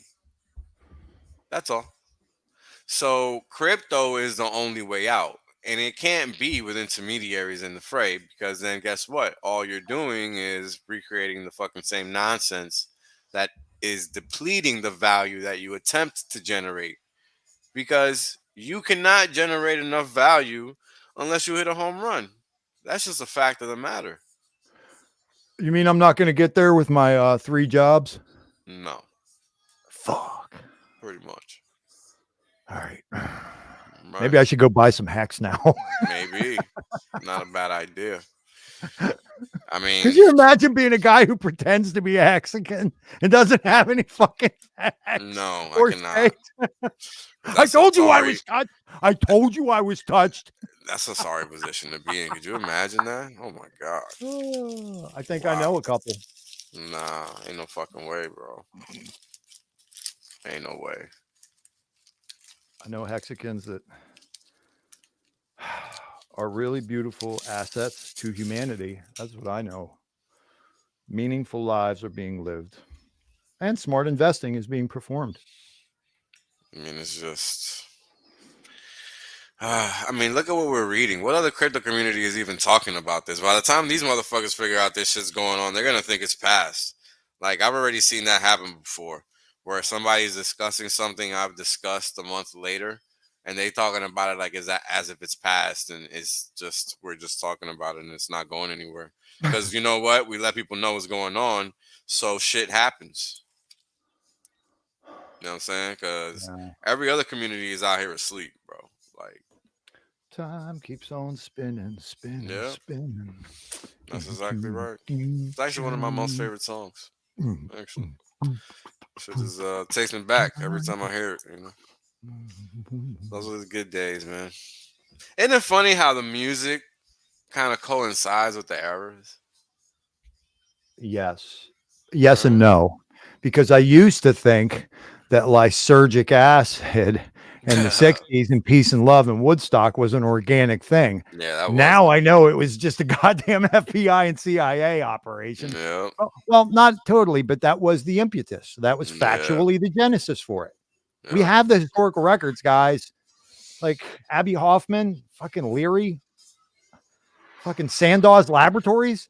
Are you kidding? Come on, wake up. They were fucking operations. Now, they did take on a life of their own once they got up and going, and some good things came out of that, right? Now, flash forward to hip hop. Isn't this interesting? In the hip hop community, that actually was an organic creation. Hip Yeah. hop was They truly, it recently was. took it over a while ago. And they took it. I was going to say it was the inversion of the 60s phenomenon with hip hop. Hip Yeah, hop was real and organic, okay, and a way of yeah, expression. And they had meetings and they said, you do realize that the roots of a true revolutionary movement, and this is back when KRS-One was busting with right. Boogie Down Public Productions and Enemy. John, and Public Enemy, Yeah. right? Where Wills is at with BDP, and they had meetings and they said, "Do you realize that this shit like contains this fucking seeds of TNT? We need to turn this shit into hoes and rams and drugs and trail." Yo, let me tell you something, son. When I was in the military back in the day, I knew cats that was leasing fucking rims. Leasing fucking rims. Leasing rims, my man. Leasing rims. Did you hear me? Yeah, because I knew a couple too, but they're all dead. Yo. Leasing rims, kid. Rims. I could not believe my ears when I heard that shit. I was like, you can really do that? The motherfuckers was like, hell yeah. I was like, wow. I've always been a little bit more financially intelligent than the average person, I guess, because that shit just was crazy to me. I was like, really? Why would you do that? Why would you lease rims? Imagine getting a scratch on them things and the cost you got to pay for that. My favorite was the plastic ones that were chromed. Yo, you can tell those a mile away because those are just horrible.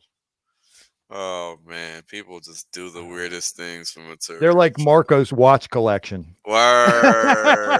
How you Shout doing, out Marco? to our boy Marcos. I love that dude.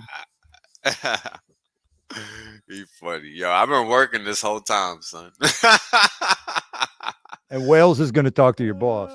Yeah, word. I'm gonna talk to your boss. Then you come talk to mine, and then we see what we can work out. I know exactly what he's saying.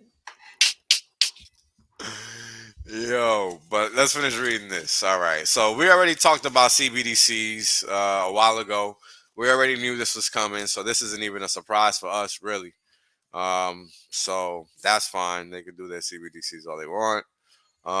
Other countries are wrapping up the scrutiny of crypto, and this is true, right? And we've gone over how these guys, these entities, basically act in concert, right? Don't believe the hype of the headlines where you're seeing Ukraine, U.S. beefing up, China beefing up. They're not beefing anything. Those are just headlines. That none of that is true, right? If any of that was true, we'd be seeing some shit popping off. So, you know, you got to really understand that none of that is reality, you know. So, guys, you cannot trust the vast hyper majority of headlines. Anything you see on anything. Fuck the vast hype. None of it. Like, you got to really read it and really grasp the context within everything else. There is literally no single headline that stands alone. You're right. I agree, man. I mean, I just connected all these dots for you guys in real time. I just showed you guys how I did it, right? And this goes all the way back, which is true. It's even noted in this article here. Where is it? Got it. Where is it? No, that's not it. Where is it? They released something earlier in January. Here we go. Yeah, this all started with the Fed releasing that report in early January about CBDCs. Remember, I pointed that out to everyone. Mm-hmm. If you were around or paying attention, you should remember. Hopefully you do. I pointed out that we had already talked about this a year earlier, so it was no surprise that they were bringing this up now, because that's how they do it. They drop the little breadcrumbs, build a little narrative, and then slam it on you. And here we go. So it's no surprise. And we already talked about, because remember the report I read you guys was from the BIS, the Bank of International Settlements. Right. Yeah, the central bank. So that's the top central bank. So this information has already been disseminated. These banks are already working on this stuff. They already got their shit ready to go. They're just waiting for the time to press the go button. Do not be fooled. So other countries, of course, have already been ramping up, as we've been seeing. Russia is one of them. Korea is one of them. All these countries have been trying to find ways, India, China, to impose their psyops, right, through their headlines, because it's literally nothing else, because they can't regulate anything. You guys got to realize that. Like, that's a very I haven't been paying enough attention. You know, when there's two of us guys, we're trying to have a dynamic conversation for you guys, with you guys in chat, but sometimes it gets hard when there's two of us carrying it to look. And that's not like Wales doesn't love his audience and we don't love Hexaco. I'm so happy for chat, and I'm just looking back at it now. Man, they're killing it in chat. Wales, nice. They usually do, bro. But Ooh, I'm reading this article. Oh my God! And I know they understand that I'm reading this article, so I know they ain't tripping. But let me finish this so we can move on. Yeah, sure. So Russia's central bank and financial industry said this week that Bitcoin mining and trading activities should be more tightly regulated. And that's kind of whatever, right? We've been seeing China, and we're done reading this. We've been seeing China literally banning mining in the country. But what happened, what's actually happening in reality, is that you got all these miners going west into Kazakhstan and fucking mining over there. And what happens? Well, they get a fucking freeze of the century over there, and all those fucking miners are SOL. Isn't that some funny ass shit? Oh man, that shit was funny. So, they thought they were getting away with murder, and what happened? Well, the universe don't like ugly. People say God don't like ugly, but it's really the universe. You think China's going to ban lithium mining anytime soon? Well, they're the ones doing it. It ain't nobody else. That's what I'm saying. I think all those, I'm about 99.99% sure all those lithium mines are state owned. I don't think any private ownership is embedded. CCP, like Elapal, right? I don't think Musk owns any mines over there. I'm pretty sure that boy pays for all his lithium straight to China. I don't think he get no kind of privileges. So all this, him looking like he's doing something because he got a store out there, that's because they let his ass have a store out there. Cryptomatic said China done told you. Word. China done told you. John Michael Cleese going off. Trichrome going off. Yeah. Damn, my brother's Hex Monkey. He asked a good question earlier. MT Coiner. Gain 6'9", 369. Man, who asked a good question? Well, wait, it was Hex Monkey. He said something, and it was a general question. Oh, okay. He's wondering, he's saying, Wales, how can we protect ourselves against the craziness proposed in the article? And I'd say you're doing it right now, and buy Hex. Right. Part of it anyway. Yeah, literally.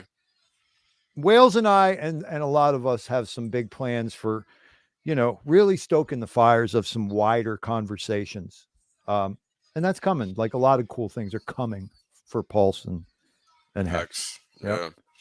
I mean, it's a must. Somebody has to do it because nobody else has been interested in doing it. I mean, I think the biggest mishap that this industry, if you even want to call it that, has had the really distaste, in my opinion, of doing is just sitting on the sidelines and letting others determining its fate. Yeah. Well, and you know what, brother? There's an inherent sarcasm and doubt built into a lot of our 9/11 generation 20 and 30 somethings in cryptocurrency and even in Hex, where they're just kind of like sarcastic. They can't believe that anything can be good at this point, or anything can be true or loving or worthwhile. You cannot get me to believe anything government says, period. Full stop, end of discussion.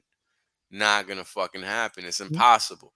Right. But I know what you better. got to do when you check yourself is you can't apply that wisdom to human endeavor and every person on the street Right. and everything across the board. You got to Yep. apply that sarcasm and doubt and street smarts where it's applicative. You don't apply it to everybody because then you start going crazy. You're like people who come Yeah. to you for good things and good reasons that you can do good That's what work I with. used to And do. you'll be like, oh, fuck you, man. You're stupid too. You know, and it's Yeah, like, that's come what on, I guys. used to Like, do, bro. yo, yeah, me too. That's why I'm telling my younger brothers. Yeah.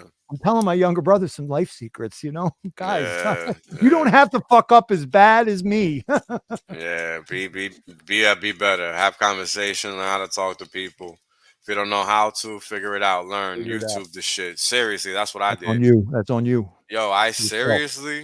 seriously YouTube how to be nice to people or how to interact with human beings that I didn't want to interact with.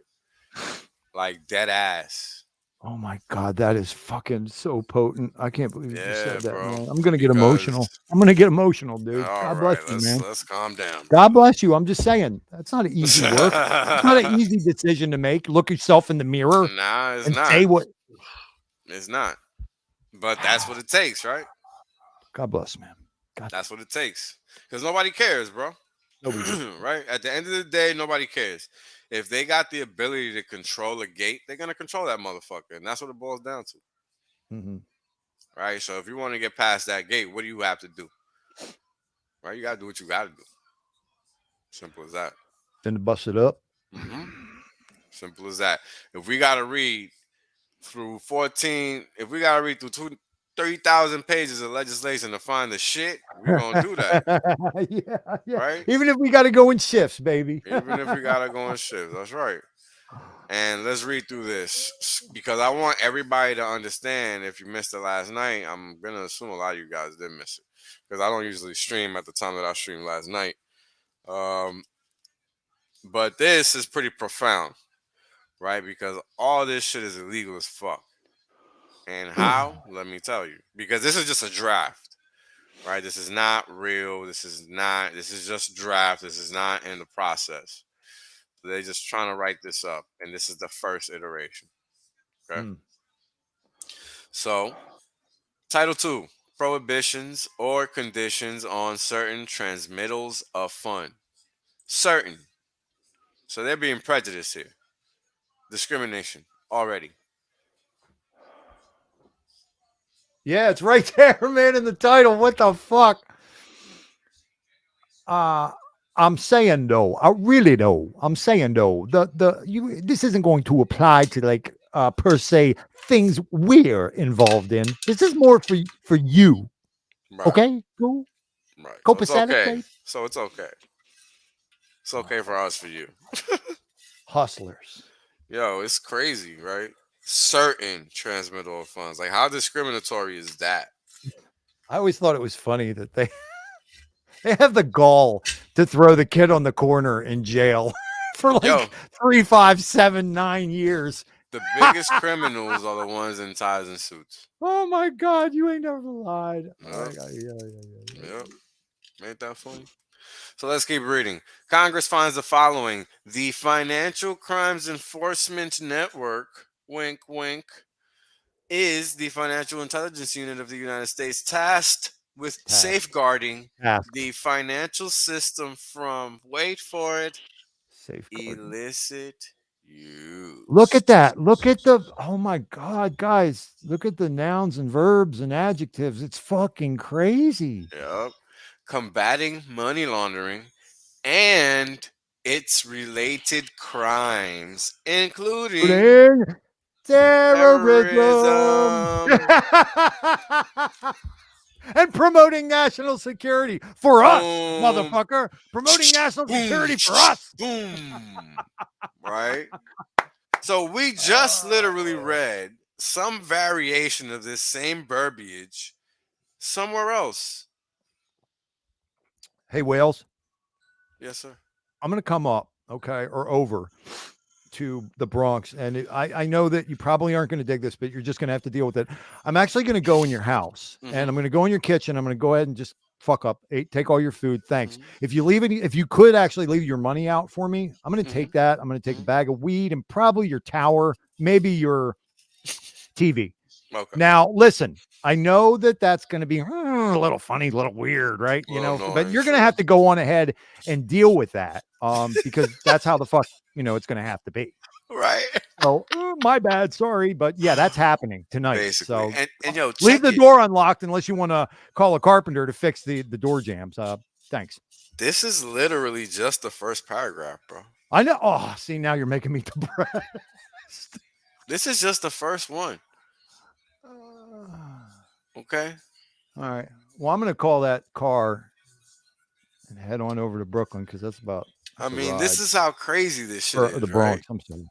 But this is how crazy it is, right? Like we haven't even read anything related to crypto yet. This is just a start. Yeah, this is the descriptive introductory paragraph. This is just a start, bro. I'm going to throw up in my mouth right now. Hold on. Safeguarding the financial system from illicit use. Let me say the same thing a few different ways. Combating money laundering and its related crimes, including terrorism and promoting financial security. Let me say this 80 different more ways. Yeah. You know what I'm saying? Like, yeah. And this is like, this is exactly what AML is. This is exactly what AML is. As if money laundering isn't the number one game of these people. Yep. As if Donald Rumsfeld, as we were talking about already, didn't say on September 10th that we're, sorry, my bad, we're missing $4 trillion. And then Catherine Austin Fitts, one of the greatest auditors in the history of the United States, says, well, it's actually more like 30 or 40 trillion dollars that's missing. So the people who are responsible for that, by the way, America, want you to know that they're going to combat money laundering and its related crimes, including and don't forget to wear your face diaper while they do it. Yes, wear your little face diaper. And oh, by the way, accept this experimental Franken juice in your kids' veins. Thanks. Go get some McDonald's. Come again. Come again. The fuck is going on, yo? What the fuck is going on? Yo, like this shit is like hyperbolically insane, no? Yeah. Like I can't believe I'm saying I'm hearing you saying all these things out loud and you're they're saying real. It out loud, right? And they're real. That's what's crazy. You're not making them up. No. They're not even hyperbolic. They're real.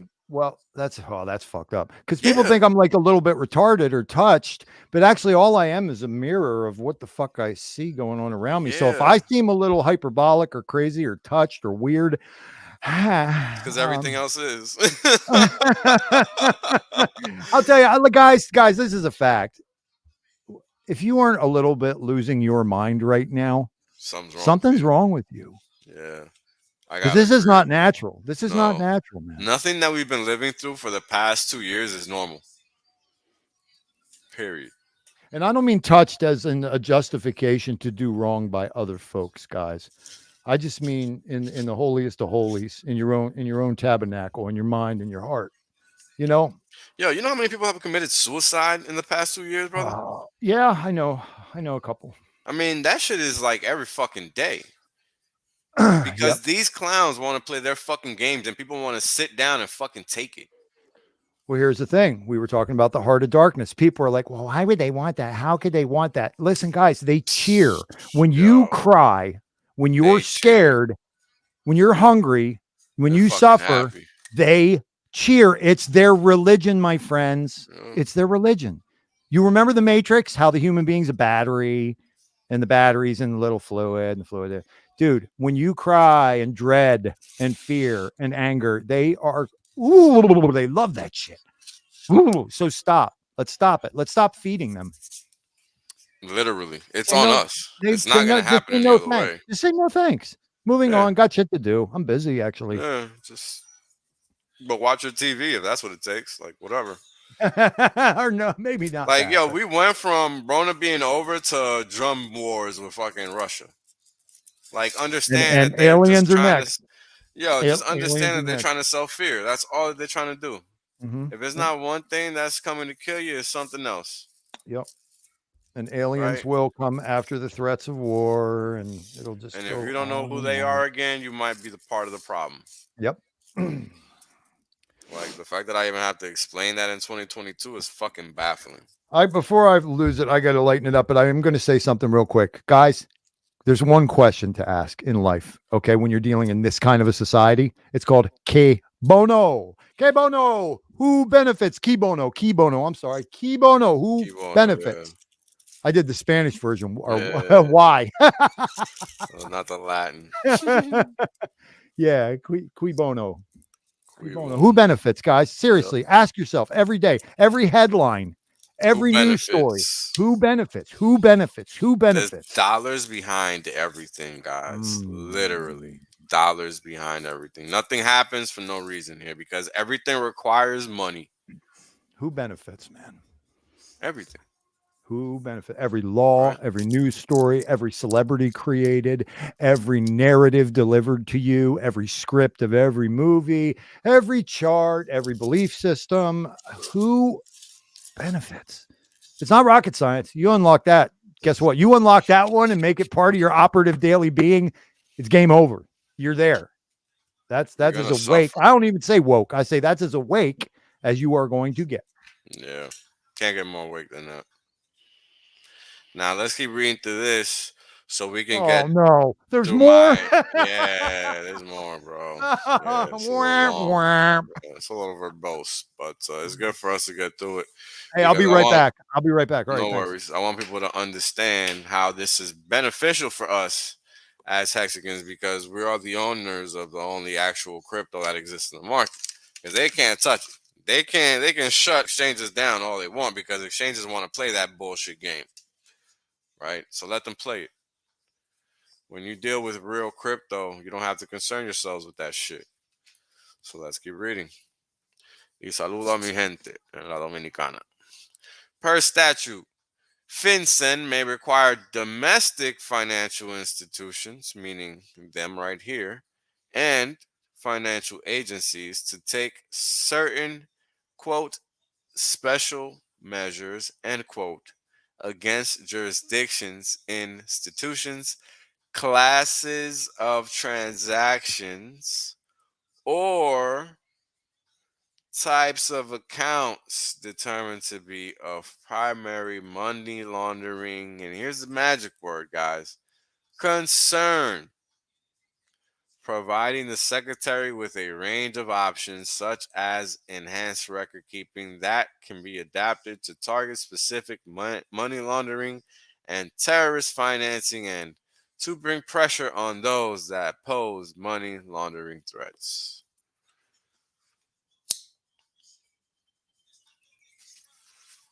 Now, I hope that all that I read there made some sense to you. Now, I'm going to break it down, okay, part by part. A lot of bullshit to unpack in this one. A lot of bullshit. Now, let's start from the top. Per statute, meaning per whatever they feel like writing here, FinCEN may require financial institutions and agencies of the domestic variety to take certain special measures against certain places, certain types of companies, certain types of transactions, and certain types of accounts determined to be of primary concern from the money laundering aspect. Now, my question to you is, who determines that level of concern? How is concern defined here? Where is the threat? Who's defining that threat? Like, who's making all these things up? Like, they don't exist. This is not something that's tangible. There is no threat. This is all Minority Report bullshit.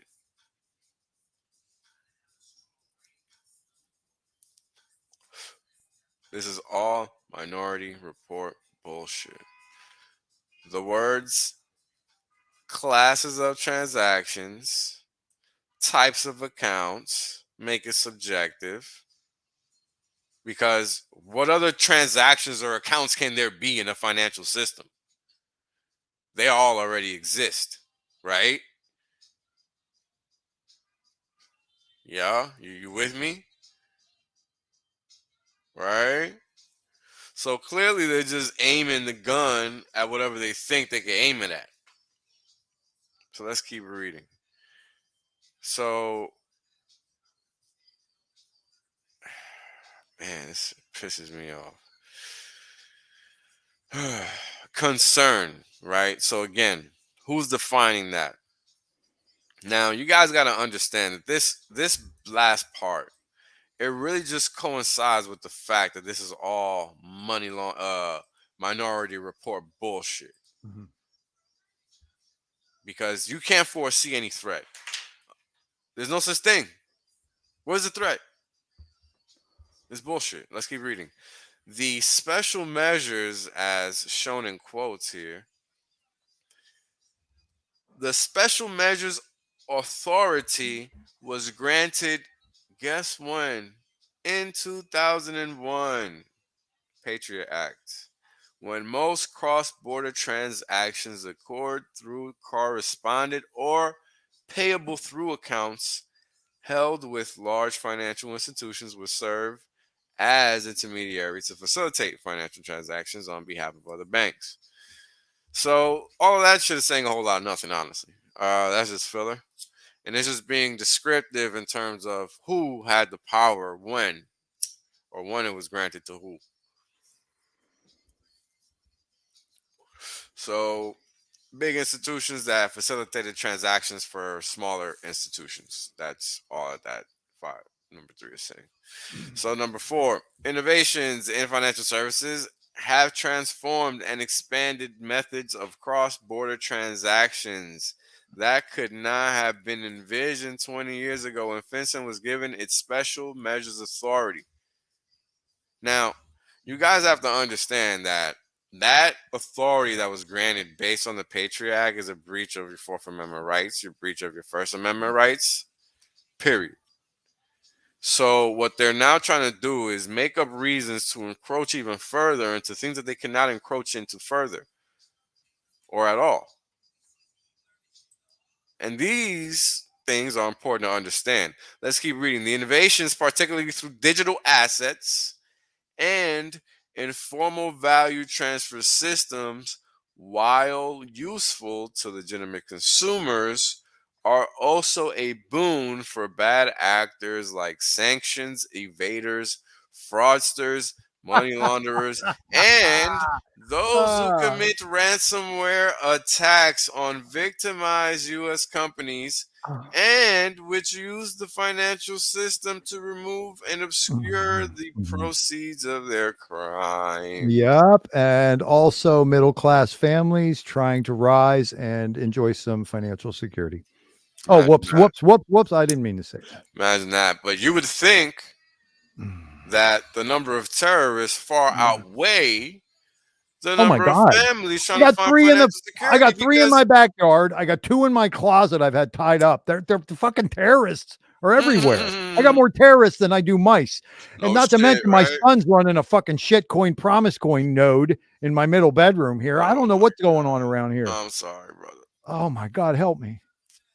I'm sorry, man. Every direction, Wales. It's coming at me from every direction. And now you're telling me that my trusted, beloved United States government, my lawmakers who are here to protect me, you telling me that they're, this is too much to bear, man. It's crazy, right? So let's continue reading. The innovations, particularly through digital assets. This is the crutch, which is a bad one, because what they do is that they state, while useful to us, are also a boon to people that they claim to have a problem with, because we don't know of their existence. We don't know, like, whatever. I'll take you at your word. Right. On it. Let's continue. Now, notice they talk about all these and ransomware attacks. Let's continue to 6. Ransomware attacks on U.S. companies requiring payments in cryptocurrencies have increased in recent years.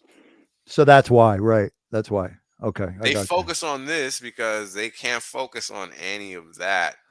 So why don't they tell you that the hackers that are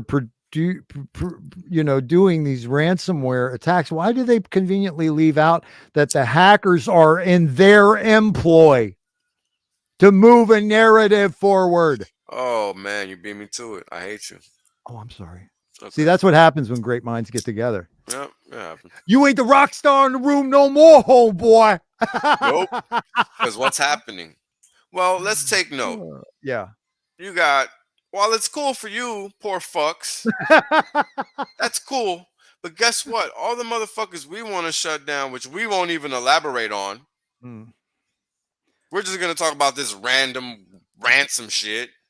Because that is a pentultimate concern for your average American, Wales. Naturally. The lady who has to wake up at 4:30 to get the kids to school and then go to work a double, you think she doesn't care about ransomware? Oh, of course she does. That's the first thing she thinks about when she wakes up. Not even her kids. Not even herself. Forget about it. She probably wonders, man, I wonder if Target's going to have to pay ransomware today. I'm sorry, dude. This is a lot of bullshit, actually. Something like that. So we're noticing what's going on here, right? I mean, they use these excuses, right? Bad actors, like sanction evaders, problem reaction solution, money launderers, and whatever the fuck else. PRS, problem reaction solution. Correct. And then they lean on ransomware attacks, which cannot be verified by us at all. This is just per headlines. Unless you can gain root access to a system, you cannot see what happened. Period. End of story. So clearly, these ransomware attacks that only you see in headlines, which is where they're getting these numbers from, right? That is what they're using as the crutch for all of this bullshit that they're drumming up. Ain't it something? Well, all I know is I hope that you leave the door in the Bronx unlocked so that I can get in your place and take all that shit tonight. Well, apparently that's the method, so we'll see. We'll take it into consideration. It's copacetic, though. I'm saying if they're saying this, then what I just said is copacetic. So I'm going to come help myself. Oh, by the way, I know we're friends, but you can't say anything about it if that's cool. Thanks, man. Shut up and let me take what I'm going to take. Like, that's basically where we're at. Oh, wow. Like, how wild is that? Okay. Yeah. Right. I mean, in July 2021, the White House, with support of U.S. allies, asserted that the People's Republic of China was responsible for, I forget how much better this gets. Hold on, guys. Strap in because it's going to get fucking, like hilarious. This shit is about to get fucking Blues Brothers funny. I'm sorry. You're confusing hilarious with ludicrous, I think. Something like that. Let's keep reading. In July 2021, the White House, with support of U.S. allies, asserted that the People's Republic of China was responsible for ransomware operations against private companies that included demands of millions of dollars. Oh, those dirty motherfuckers. Yo, what? Including the 2021 ransomware attacks that breached Microsoft email systems. Oh my God, no! Oh my God, I'm gonna. And infected thousands of consumers. Right. Not even millions. Not even millions. Right. Not even millions, but thousands. State and local municipalities and government contractors. Those goddamn motherfuckers on the other side of the world. I knew it. Attributed to a cyber espionage group with links to, hold on, wait for it, the China Ministry of State Security. Yes. Because they're bad men. And the U.S. government and the people who make its legislation are the good men. Hold the on, good men are it gets better, bro. It gets better. You gotta wait. The bad guys are on that other side of the planet, and we should all hate those motherfuckers. Yo, as ransomware attacks organized by Chinese and other foreign bad actors continue to grow in size and scope, modernizing FinCEN's special measure authorities will empower FinCEN to adapt its existing tools, monitor and obstruct global financial This threats, is fucking hurting me, dude. and meet the challenges of combating 21st financial century crime. Dude, 21st century financial crime. I swear to can't God, I even- feel like I'm growing buck teeth. I feel like oh God, I feel like eating a bucket of Kentucky Fried Chicken and Oh drinking my Dr. Pepper. I feel God, like man. I'm growing a mullet. Like, yo, The this more I is hear this real. language, Yo, this is real. I put the link in the This is chat real. earlier. This is real, This is guys. real. This is not satire. no, This is no. real. This is a real draft of legislation. Somebody go to work tomorrow and be like, "Oh man, Wales was reading a script from In Living Color from back in the day. I was dying." No shit. Yo, no shit. Oh, clown show. Joe said clown show. Literally. I mean, yo, let's keep reading. So now we're getting to the next section. And in this section, what you're going to see here, some amendments, right? This section is amended, blah, blah, blah. And then they're going to talk about form of requirement. The special measures. Sorry, go ahead, brother. No, I was going to say Tobal Roos just put the image. He's our painter. He's our artist. He just puts the image in Hexaco's head in the live chat. He says, "Imagine what this looks like when they're sitting around the table." Yo, but here's the thing. Coming up with the verbiage. It's nothing like that. You would think, Well, right? yeah, but in reality, somebody just writes this shit for them and delivers it to them. They don't well, even. yeah, but that's still an another.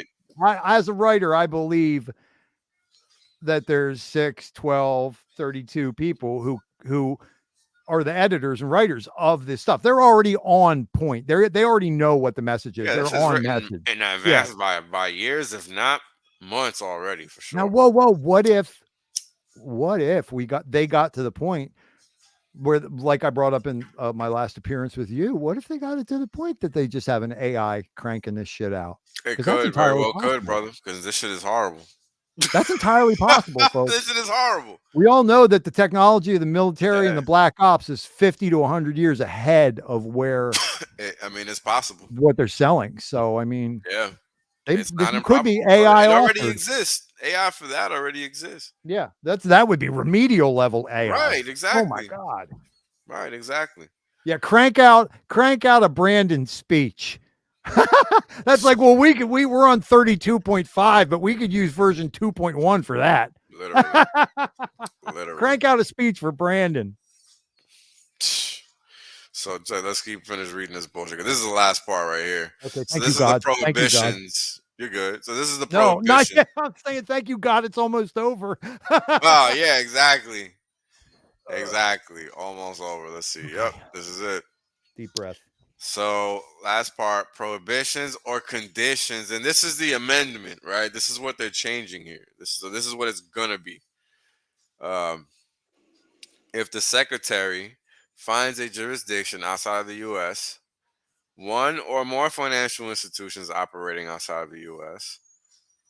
Did I miss an or? No. Okay. One or more. You said one or more types of accounts within or involving a jurisdiction outside of the U.S., or one or more classes of transactions within or involving a jurisdiction outside of the U.S. to be of primary money laundering concern. Now, notice that this is all one sentence, guys. All of this is one sentence. They got to train that AI to tighten up on its run-ons. I mean, how crazy is that? Well, they're just making sure that they, get it across all in one breath there, for you. Yeah, right. Imagine that. And. Fucking insane, bro. One or more, or involving a jurisdiction outside the U.S., or one or more, or involving. I feel like I'm listening to some kind of like rumba or like Brazilian music right now. It's like after about 3 hours, shit stop making sense to me, man. It's like overload. Like you can't have that many options, man. I'm sorry. Not in text. So It just doesn't work. farther down in this document, Hmm. I'm assuming they have the verbiage that guarantees the population that they can actually prevent anything from ever going wrong for anybody ever again, right? Right. Let's keep reading. Maybe Okay. we'll find it. Let's see. I'm waiting for that guarantee from my government. Let's see. A jurisdiction outside of the U.S. to be a primary money laundering concern. The Secretary, in consultation with the Secretary of State, the AG, and the Chairman of the, guess who? Federal Reserve, may prohibit or impose conditions upon certain, there goes that damn word again, transmittals of funds. As such term may be defined by the Secretary in a special measure issuance by regulation Thank God. or as otherwise permitted by law. So do you Law. That guys thing we get? can move around. That law thing that we can move around when we Yeah. need So to. you guys. So let me finish reading so I can explain how they do it. To or from any domestic financial institution or domestic financial agency is such transmittal of funds involves any such jurisdiction, institution, type of account, or class of transaction. Now, understand that when it comes to centralized exchanges, are going to be based on where they're domesticated. Everything else, if it's not true crypto, they're going to have a hard, if not impossible, time corralling this because there's no way for them to determine the jurisdiction of any transaction unless you're stupid enough to tell them every time. Now, again, it's important to understand the elections of the verbiage is used here. Certain, red flag. Red flag. Number 2, Federal Reserve. Governors of the Federal Reserve. Now, what you guys got to understand that this is the biggest okey doke. The major red flag is a parentheses. Right? Now, I'm going to read it again. Let's see, I'm going to start up here. Where is it? I'm going to start reading up here. A jurisdiction outside of the U.S. to be of primary money laundering concern, the Secretary, in consultation with the Secretary of the State, the Attorney General, and the Chairman of the Board of Governor of the Fed. Now, what that line just said is that all those people can do whatever they want. That's literally what that line just said. How so? Wales, that's not what I read. Well, let me explain. What's happening here is that these people are being given the power to issue and impose and prohibit any conditions upon certain transmittals of funds. And again, this is the red flag. As such term may be defined by the Secretary in a what? How can it be defined? How can they not have it defined now when they're trying to pass a so-called law? Isn't that kind of weird? Holy shit, dude. Completely open-ended, friends. Completely open-ended. Wide open. In fact, to the tune that you can drive 2 buses through there going in opposite directions. School buses. 2 school buses going in opposite directions. Huh? And if you want to get real freaky with it, you can talk about 2 double traders going in opposite directions because that's how ridiculously wide open this is. Wow.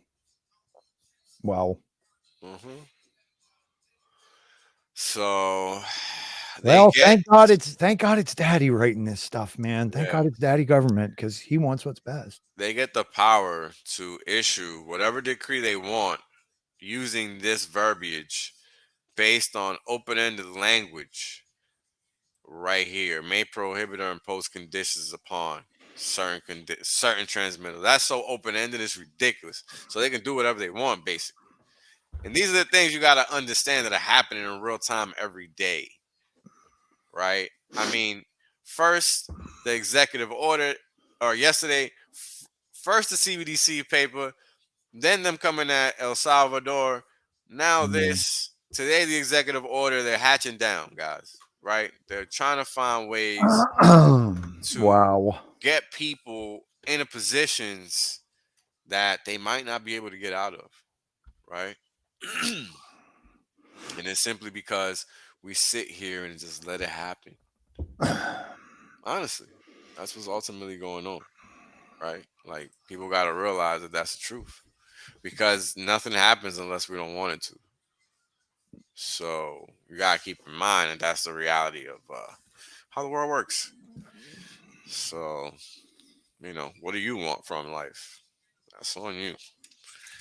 So Hey, what's going Wales, on? man, Yeah, man. I'm What's gonna up? have to get Ginsu, and I got to go to the old folks' home and take out the dirty diapers. Legitimately, legitimately, something I do. It's one of the many hats I wear. Oh shit! So thank Literally. you for having me. And No problem. I'm Wales, gonna wrap thank up you anyway. so much for making me like super depressed tonight. No problem, brother. This is awesome, man. I'm so glad you're this kind of a friend for me, that you can wake me up to the machinations and realities of the exciting world we live in. My pleasure, man. Anytime. Fuck you, dude. All right, Hexaco. You motherfuckers rock, man. You all changed my life. Thank you for accepting me and making a part of the Hexagon Nation. Everybody, every day, look yourself in the mirror and then go out and do your fucking best. Okay? Child's doing it too. I promise. Wales, I'm coming up to the Bronx to break into your place and take all your shit now after I go to old folks home. So I'll be sure to let everybody know to wait just for it. just a heads up. Okay. Thank you. Cool. Good night. Peace, brother.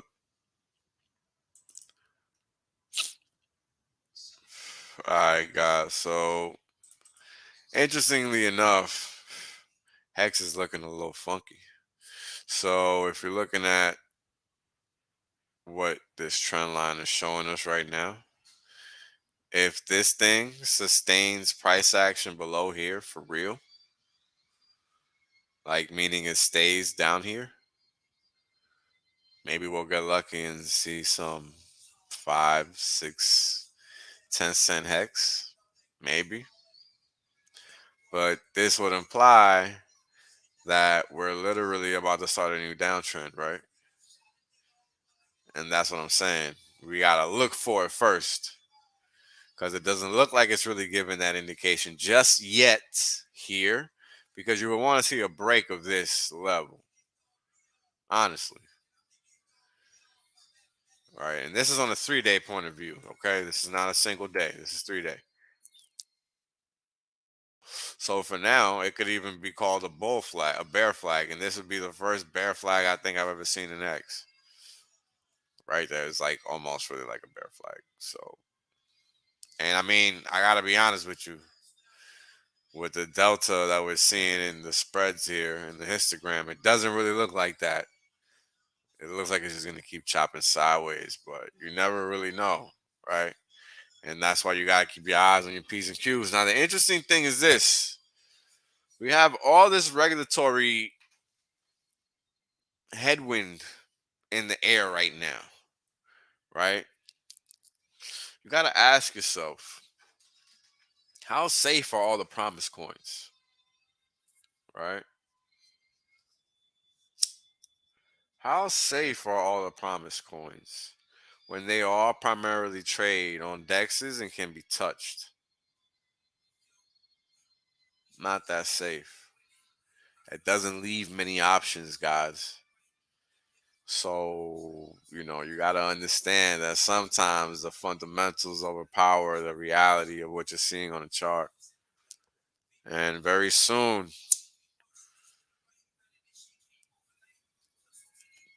could be in a situation where a lot of the market is relegating to choosing very few number of coins, because those coins just don't Like they can't do nothing with them for whatever regulatory reason, because they messed themselves up because they didn't practice true crypto.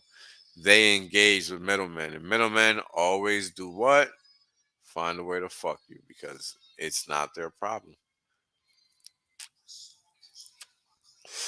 And these are the kind of things you guys got to keep in mind when you're out there playing games in these markets, because everything is not hex. So please keep that in mind. There's nothing wrong with speculating, but you better understand what you're putting your money in, because a lot of the times you just don't even know. So while the chart might look a little bearish, you gotta look at the divergences being set in right here. Right, momentum is a little higher. However, it is still below the middle band, and as you guys know, you want to see price hold the middle band. So just a moment to be patient if you're looking to buy, because people are just stupidly dumping millions of hex because they're morons, and the price just magically stays up here, which is kind of annoying too, because you kind of want it to drop really low when you know how good it is and you want to be able to pick up as much as possible. So it's like living in between a rock and a hard place. What are you gonna do, right? Can't beat them, join them. We join them, then you can't get enough, and it's like, man, what are you gonna do? You gotta figure out a way. So you gotta just be patient. If we get lucky, we'll get more of a dip. I'm not so sure, because in all honesty, the momentum to the downside really isn't there. So you would just need to have just the usual stupid dumper, right? That could give us a nice big move. But even that's not really much of a guarantee, because we saw what, 11, 12 million hex get dumped yesterday, and the price basically went nowhere, man. Like, we're still within the same grid. Like, to me, that's not even, price action. Like, you're still in the same grid as 4 cents, man. 4 or 5 cents. However, the gradient changes as the scaling increases over time. But it's just not much of a move. So, Hex does stuff like this. So this isn't much of anything. And if you ask me, for those of you that like Fibonacci, I like to stick to 50% retracements. And I think this is pretty much it right here. Yeah. 78.6. So this is really like the lowest level it can go and it not be troublesome, so to speak. But if it breaks this level, well, let me zoom in for those of you that like looking at this kind of stuff. All right, you got that 78.6 level, or, I really just like break price down in quarters. I don't really do all this fancy shit. 61.8 is pretty important. But, this stuff is all whatever happens, happens type of shit. So you can't really even, treat this like it's some type of, like, you got to just have your scenarios down. You got to understand how these tools work. So this isn't the type of stuff I like to rely on, because it's not worth relying on it. It's just not verifiable enough. Too many instances, just, you got to just have this whole Rolodex of scenarios, and I don't got that kind of time. There are better ways to look at the market, and I personally just don't think this is an efficient way. So when I do use retracement levels, I just keep it simple: 25%, 50, 75, right? Which is where we're basically at right now. The most recent trend upward and downward. So we're at a point of interest, right? Like, you want to see price hold here if you want it to go higher. If you're me, you always want to see it to go down. So we shall see. But again, with all the regulatory headwinds that are happening in the market right now that do affect promise coins, they don't affect Hex, because Hex is an actual crypto, right? Middleman can't really touch it. They can't touch it. Let me rephrase. So this is why you invest in crypto, folks. So if we get lucky, we'll see a nice dip before we get the perfect storm, right? What would the perfect storm be? Perfect storm be regulatory headwinds for the Promise Coin space, plus Pulse Chain launch, plus PulseX launch, mainnet. I mean, imagine the fucking flood rush into HEX so people can get their free copy on the Pulse chain. I mean, it's going to be pandemonium, right? So if we're lucky, we will get a fucking move lower, right? And then we will get a nice ramp right after that. I mean, because, yo, I got to be honest with you. I always want HEX to trade lower. If you don't know that about me, learn it. Because there is nothing else like this that exists out there in the market. Nowhere. So if you can pick this up at cheap prices, you might want to do yourself a favor and do just that. Because once HEX goes, it doesn't come back. I mean, man, look at this gap. You know, in regular markets, these gaps are filled. And this thing just never, ever came back again. I mean, 0.005, I would kill for that price. Jeez. Imagine all the t-shirts you could get at that price level. Oh, boy. So, yeah. I mean, look, there's a lot of stuff going on, guys. You got to be aware. These people are trying to come for us, right? This is why we're doing all the things that we're doing in terms of setting ourselves up within the legacy side of things, right? And this is why you got to be ready at all times. And I don't know when RH is going to announce Snapshot or anything. So, no idea. Your guess is as good as mine. God does what he wants. Don't forget, he went on an interview one time, said testnet was going to be ready in 2 weeks, and the shit was ready like the next day. So, you got to just be ready. And that's pretty much how crypto goes, you know. So, that's pretty much that. You guys know these charts. I haven't updated them in a while, so I gotta update them. But I think we're a little lower than we were then. 18.2 cents, 5 cents lower. So just treading water, man, before the bull picks up. I mean, again, we did 167 next for literally 10 months straight. From big payday low to September high, 167x, 156x, something like that. So, you know, it's only been what? Let me see here. What was July 20th was the same date I picked for Bitcoin. Yeah, I'm pretty sure it was July 20th. And just so interesting for us, it coincides with that low for that SAG day. So we did 600% from that low to our most recent high. And let's see where we're at in terms of treading water. We have lost 65% of our 600% gains in 130 days. So with Bitcoin, you only made 135%, and then you're only at about 22% after, or let me rephrase. In Bitcoin, you made 135% in 113 days, and then after 78 days, you were only left with about 22%. With HEX, you made 600% in 61 days, and after 130 days, you're still left with, let me do a little bit of math here, 250% still, 200%? I'd say that's a whole lot better than 22%. So even on a pullback, HEX is better than Bitcoin. I mean, how many different ways do I have to prove it? I don't even know. But this isn't even taking into account staking, right? And the rewards you get paid on a daily basis and all of that. So, you know, if you don't own HEX, learn some more.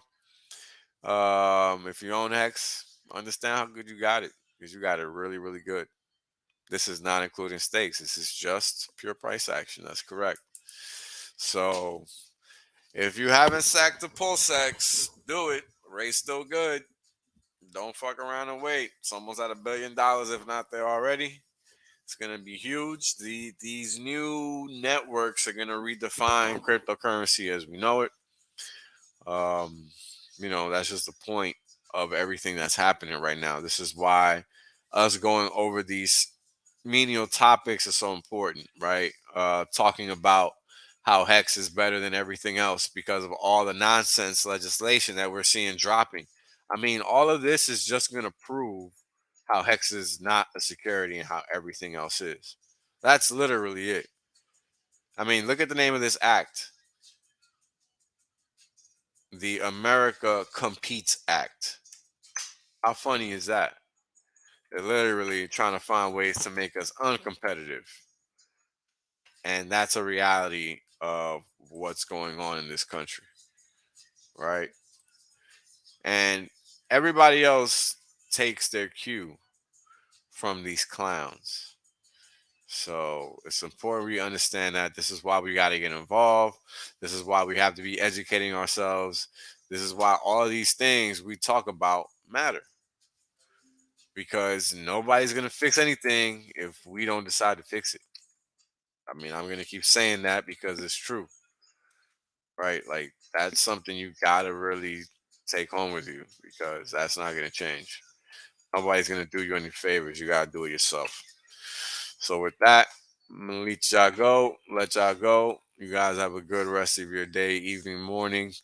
And thank you guys for tuning in. Appreciate you guys. Sorry for the longer than usual stream today. You know, I've been trying to do a good job of keeping this short. So we are outro. Peace. Right? The reality is that I want to be rich as fuck. There's only one way to be rich as fuck. That's by sitting on your ass the longest. That's it. That's the secret. The guy well told you. Richard done told you. I done told you. Kareem done told you. Maddie done told you. Everybody done told you. Everybody done told you. Shit, motherfuckers still acting like they don't know. Appreciate that.